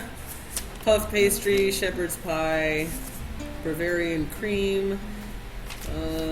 Let's see here. Clam chowder, sourdough starter, sourdough bread, cinnamon rolls, beef stroganoff. Let's see here. Pasta from scratch, Alfredo sauce from scratch, chicken cordon bleu. I made that one. I remember that. And the scalloped potatoes that went with it. It was really good.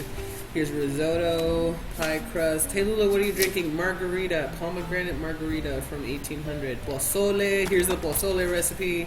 Conchas. Here we go. So I have milk. I have 1 package of active dry yeast. I have 1 tablespoon plus 1 teaspoon of sugar. I have 1.5 cups of bread flour. I have 1 cup of all-purpose flour. I have 1 3/4 cup teaspoon of salt. 3 eggs, 8 ounces, 2 sticks of butter at room temperature. I don't know, man. Hey, Lula. Oh, wait, I already answered your question. Excuse me, I'm sorry. Alrighty, so, I mean, I don't know, that's an enriched dough, right? Man, I could totally do that right now, but I don't need that much time. I only need 30 minutes, which was 25 minutes ago, so I gotta figure something else out. And I can't proof the freaking Bolios in the bottom forever.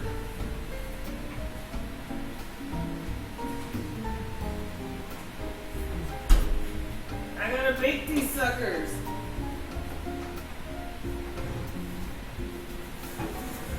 Alright, I'm just gonna resort to turning on the oven on the bottom. And just taking it from there. Hang on a second, you guys.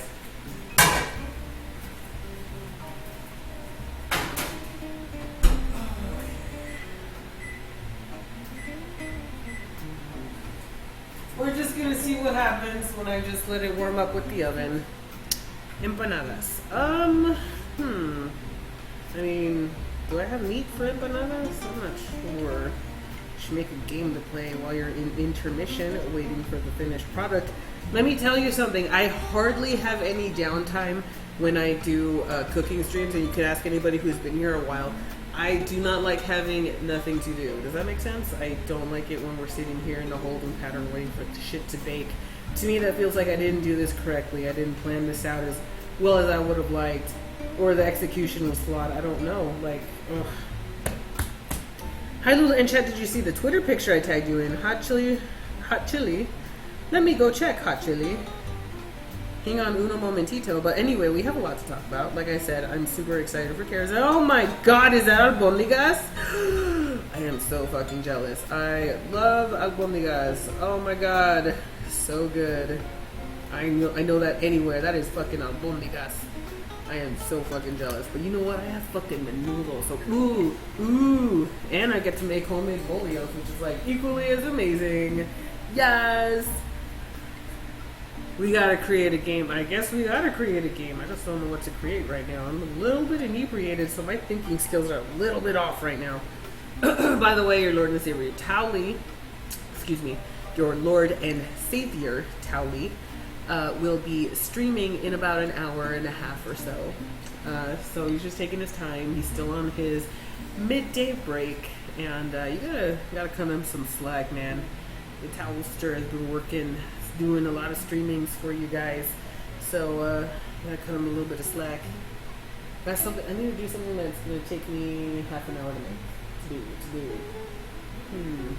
Those breads actually are looking pretty good.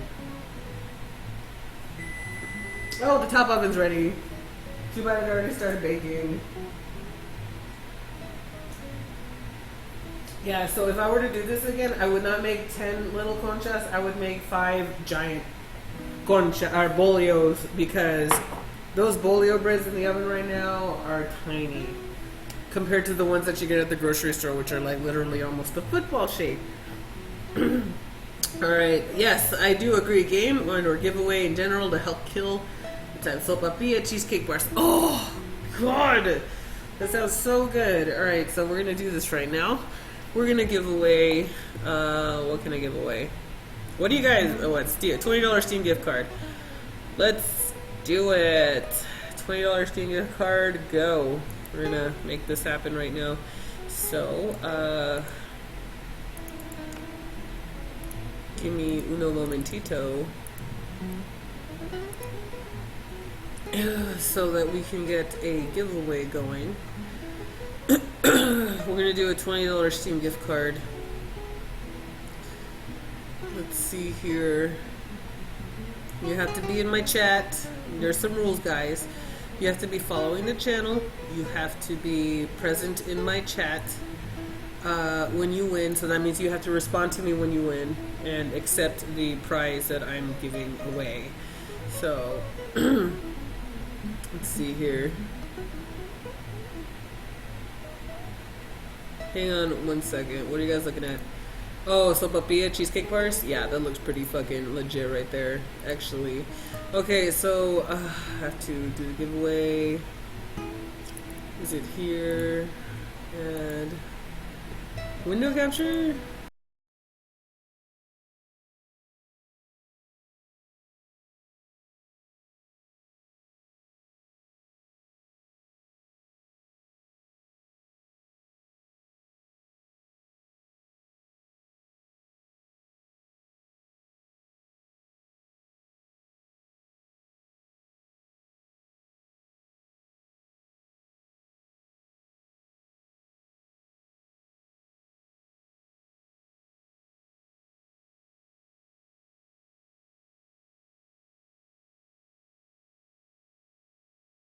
Yay!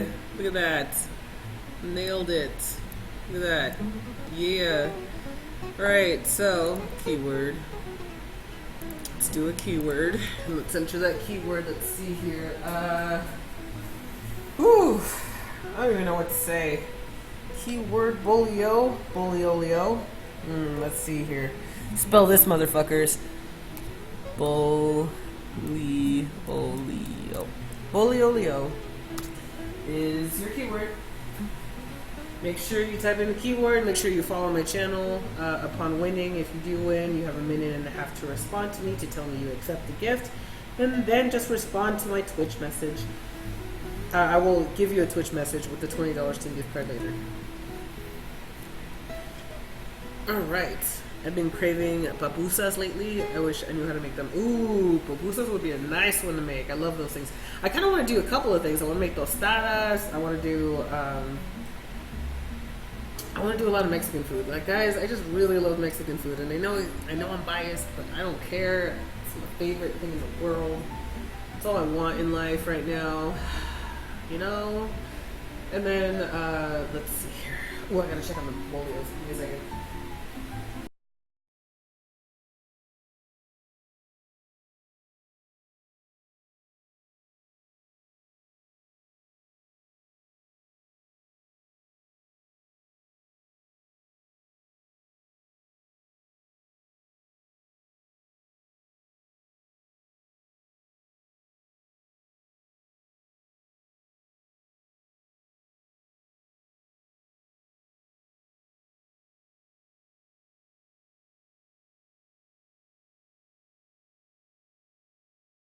Anyway, you have to type in the keyword right now. So, go for it. Guys, look. Got some Bolios, you guys. I mean, they're not picture perfect. Well, you can't see it. Forget it. Forget what I said.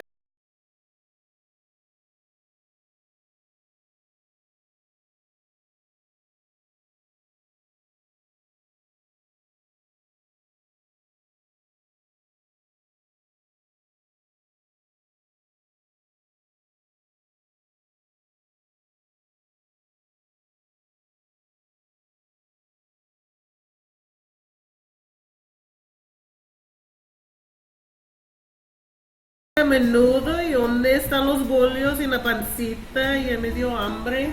Pues aquí está, mira. A mano, aquí está a mano. Right there, made it from scratch, motherfucker. Fuck yeah.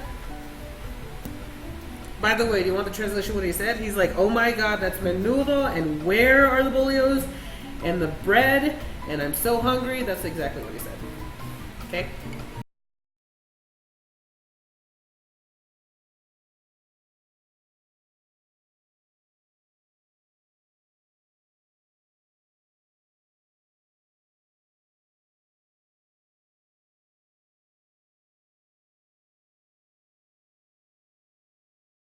So once we're done with this giveaway, we're ready for plating. Yay!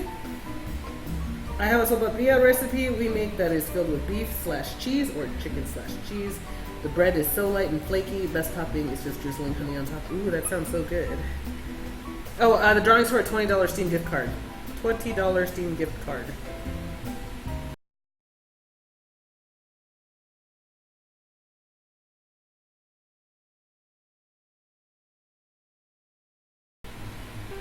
Okay, just finishing my margarita. Ref, $20 Steam gift card. It's a $20 Steam gift card giveaway, you guys.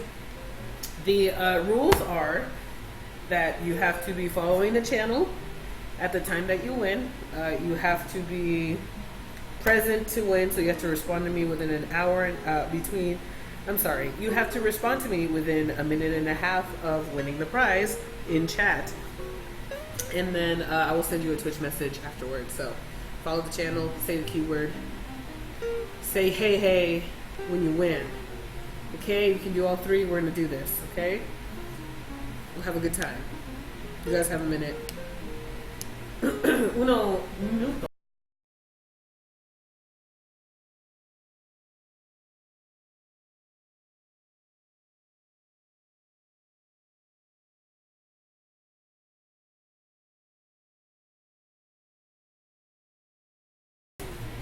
Alright, so I guess the Bolios don't take very much time at all. I gotta go take them out already. Do you do Mexican food often? Yes, I do. I make, I've made albóndigas, I've made enchiladas, I've made pozole, I've made tacos, like regular rice and beans. I make, I'm gonna make mole in the future. That's coming up. I've made ceviche. I want to make a couple of different moles. What else? I can't remember right now.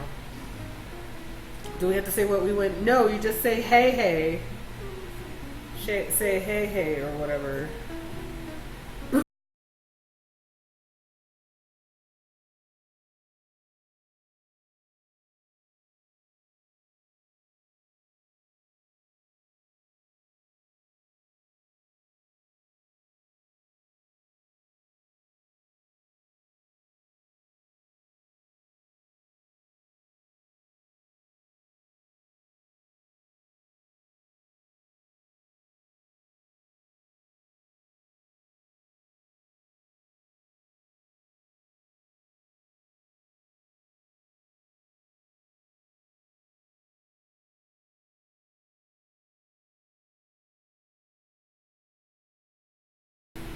Sorry, I have to take these things out of the oven already. Like, it's crazy how fast they're baking it because my oven's freaking weird. I swear to God, every time I send that oven to 375 degrees, I swear it's going up to like 450 or something because every single time everything cooks too fast. I just have to avoid 375 degrees. You know what I mean? Like, it sucks. All right, mole. My mom tried to make that once. It was a disaster. Did she use chocolate? Because you're supposed to use chocolate. I made quesadillas for dinner last night. Ooh, yes. You really need to follow instructions on mole. You can burn it really easily if you don't pay attention. That is correct. Hopefully we don't fuck it up. All right, you guys ready? I'm gonna roll in 10 seconds. 9, 8, 7, 6, 5, 4, 3, 2, 1. Let's see what comes out. Night Fury 187, you are following. You have a minute and a half to respond. For a $20 Steam gift card that I will get on Sunday. You're gonna have to wait till Sunday. Night Fury 187, you have a minute and a half to respond. Gotta go to sleep. Thanks for the stream. Bye, Asmine. Have a great day. Lulaboo, do you know how to make Filipino adobo? Let's see here. No? Yay! I'm guessing you accept. So congratulations, buddy. You just won yourself a $20 Steam gift card. Woo! Yeah! Woohoo! Awesome. All right. So I'm gonna message you on Twitch. I will not be able to get the $20 Steam gift card until Sunday. Please don't kill me. So yeah, I will give you a message. You just reply and be like, yeah, or something. I don't know. I just need to make sure that you're in my message logs. All right, that was good. That was good. So let me turn off that there. See, look at that. I have bread. Oh my god, look at the bread. So my oven, like I said, is fucking weird. My oven is weird. The top rack burns the bread. The bottom rack lightly toasted the bread, but they're both done. Like, they're both breads are completed in their baking, and it's just that one was on the one higher rack than the other, and it's just kills me every single time. My oven is fucking weird. But that's the bread in all its glory. I just get so mad sometimes. It doesn't matter. Bread is bread. It's gonna be soaked up by Menudo. It's gonna be great. Looks yummy. I want to take those and start dipping now. I am Blackstone Carver. My mouth is watering right now because I'm really trying to stop myself. I should really start plating, shouldn't I?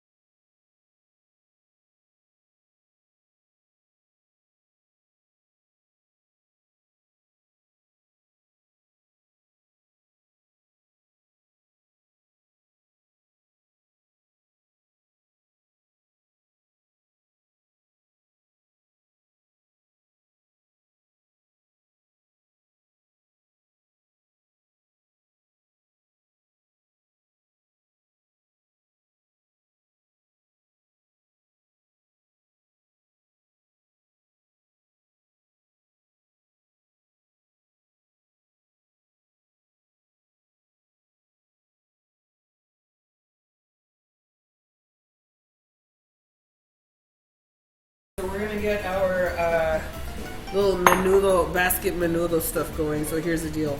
When you serve menudo, you gotta serve it with like a tremendous amounts of the fixings that go with it. And I'm talking about limes, oranges, cilantro, oregano, red pepper flakes if you're feeling spicy. That's just how you do. And if depending on where you live, that can also mean shredded cabbage. So we have a lot. We have a lot right now. Menudo is the ultimate stomach / hangover cure ever invented. I have to agree.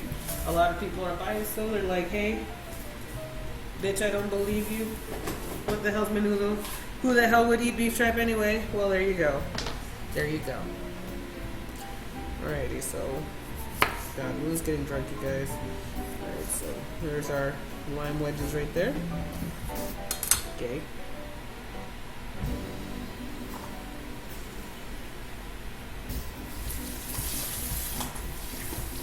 One second, guys.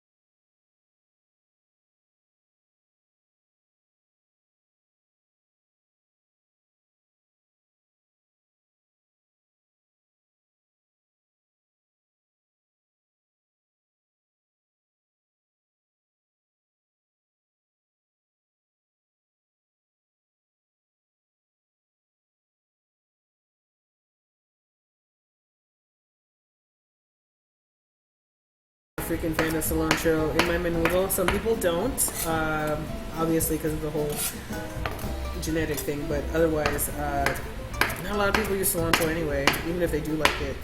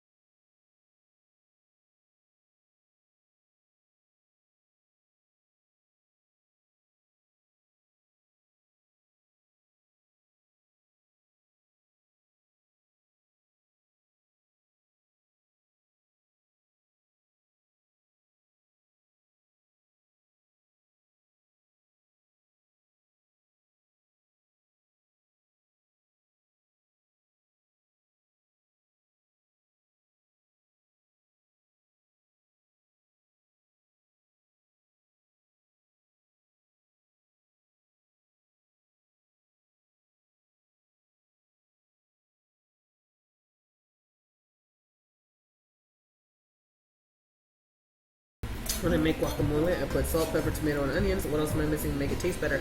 That sounds about right. I like to do lime juice. I like to put lime juice. It'll help keep the guacamole from going brown too quickly. So try a squeeze of lime juice.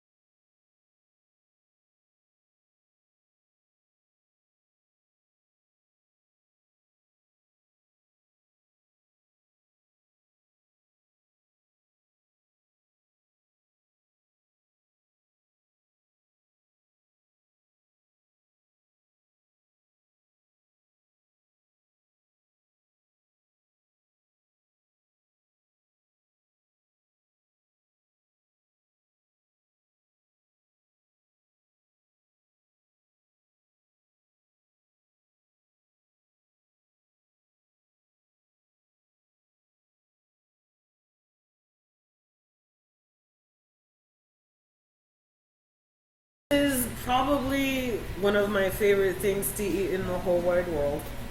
I really freaking love my menudo. It's like my favorite thing to eat. It's so good.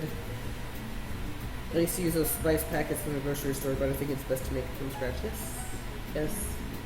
Cilantro tastes like soap to me. That sucks. Guac is best made from scratch with fresh ingredients. I agree. All right, I need a spoon. Oh, and I need my oregano. Alright, so let's do this, guys. Let's decorate this bullshit.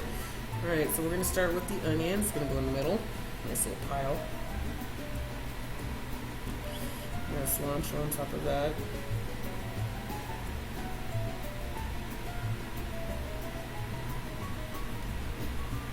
I have that lime here, strategically placed, I guess.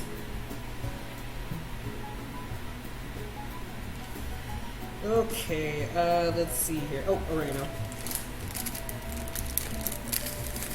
Whoa, wait, I have a subscriber? Wait, what? Classico, thank you so much for the 11 months of subscribing in a row. Thank you so much. Classico, you are awesome. Thank you, Classic. You're awesome. Are you working today? Alright, so we're gonna take our oregano, dried oregano, put it all around. Boop. There's a difference between Mexican versus Filipino. There is a difference between Mexican and Filipino. Alrighty, there's that.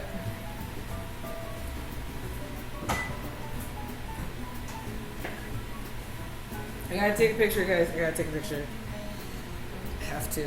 Like, this stuff looks so good. I can't not take a picture, you know what I mean? Hang on, I gotta close some tabs. Very cool. Very cool. I gotta put this, make room for everything in the picture, I guess. There it is. Oh, in all its glory. Woo! Okay, so we'll put this here for now. And we're gonna take a picture really fast. Change my shift to morning shift now. Nice. Classico. That means we get to see you finally. I get to fucking see you because, you know, my bedtime's fucking horrendous. Anyway, hang on. A little bit more.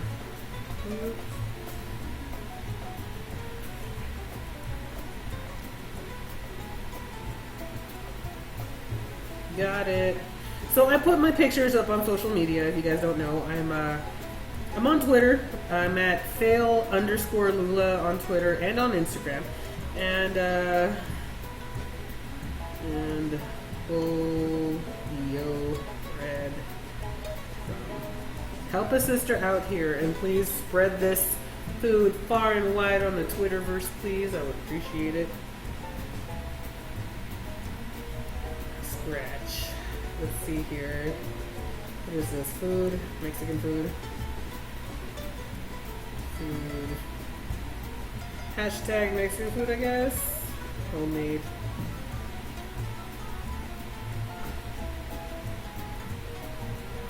Hashtag Twitch Creates? I don't know.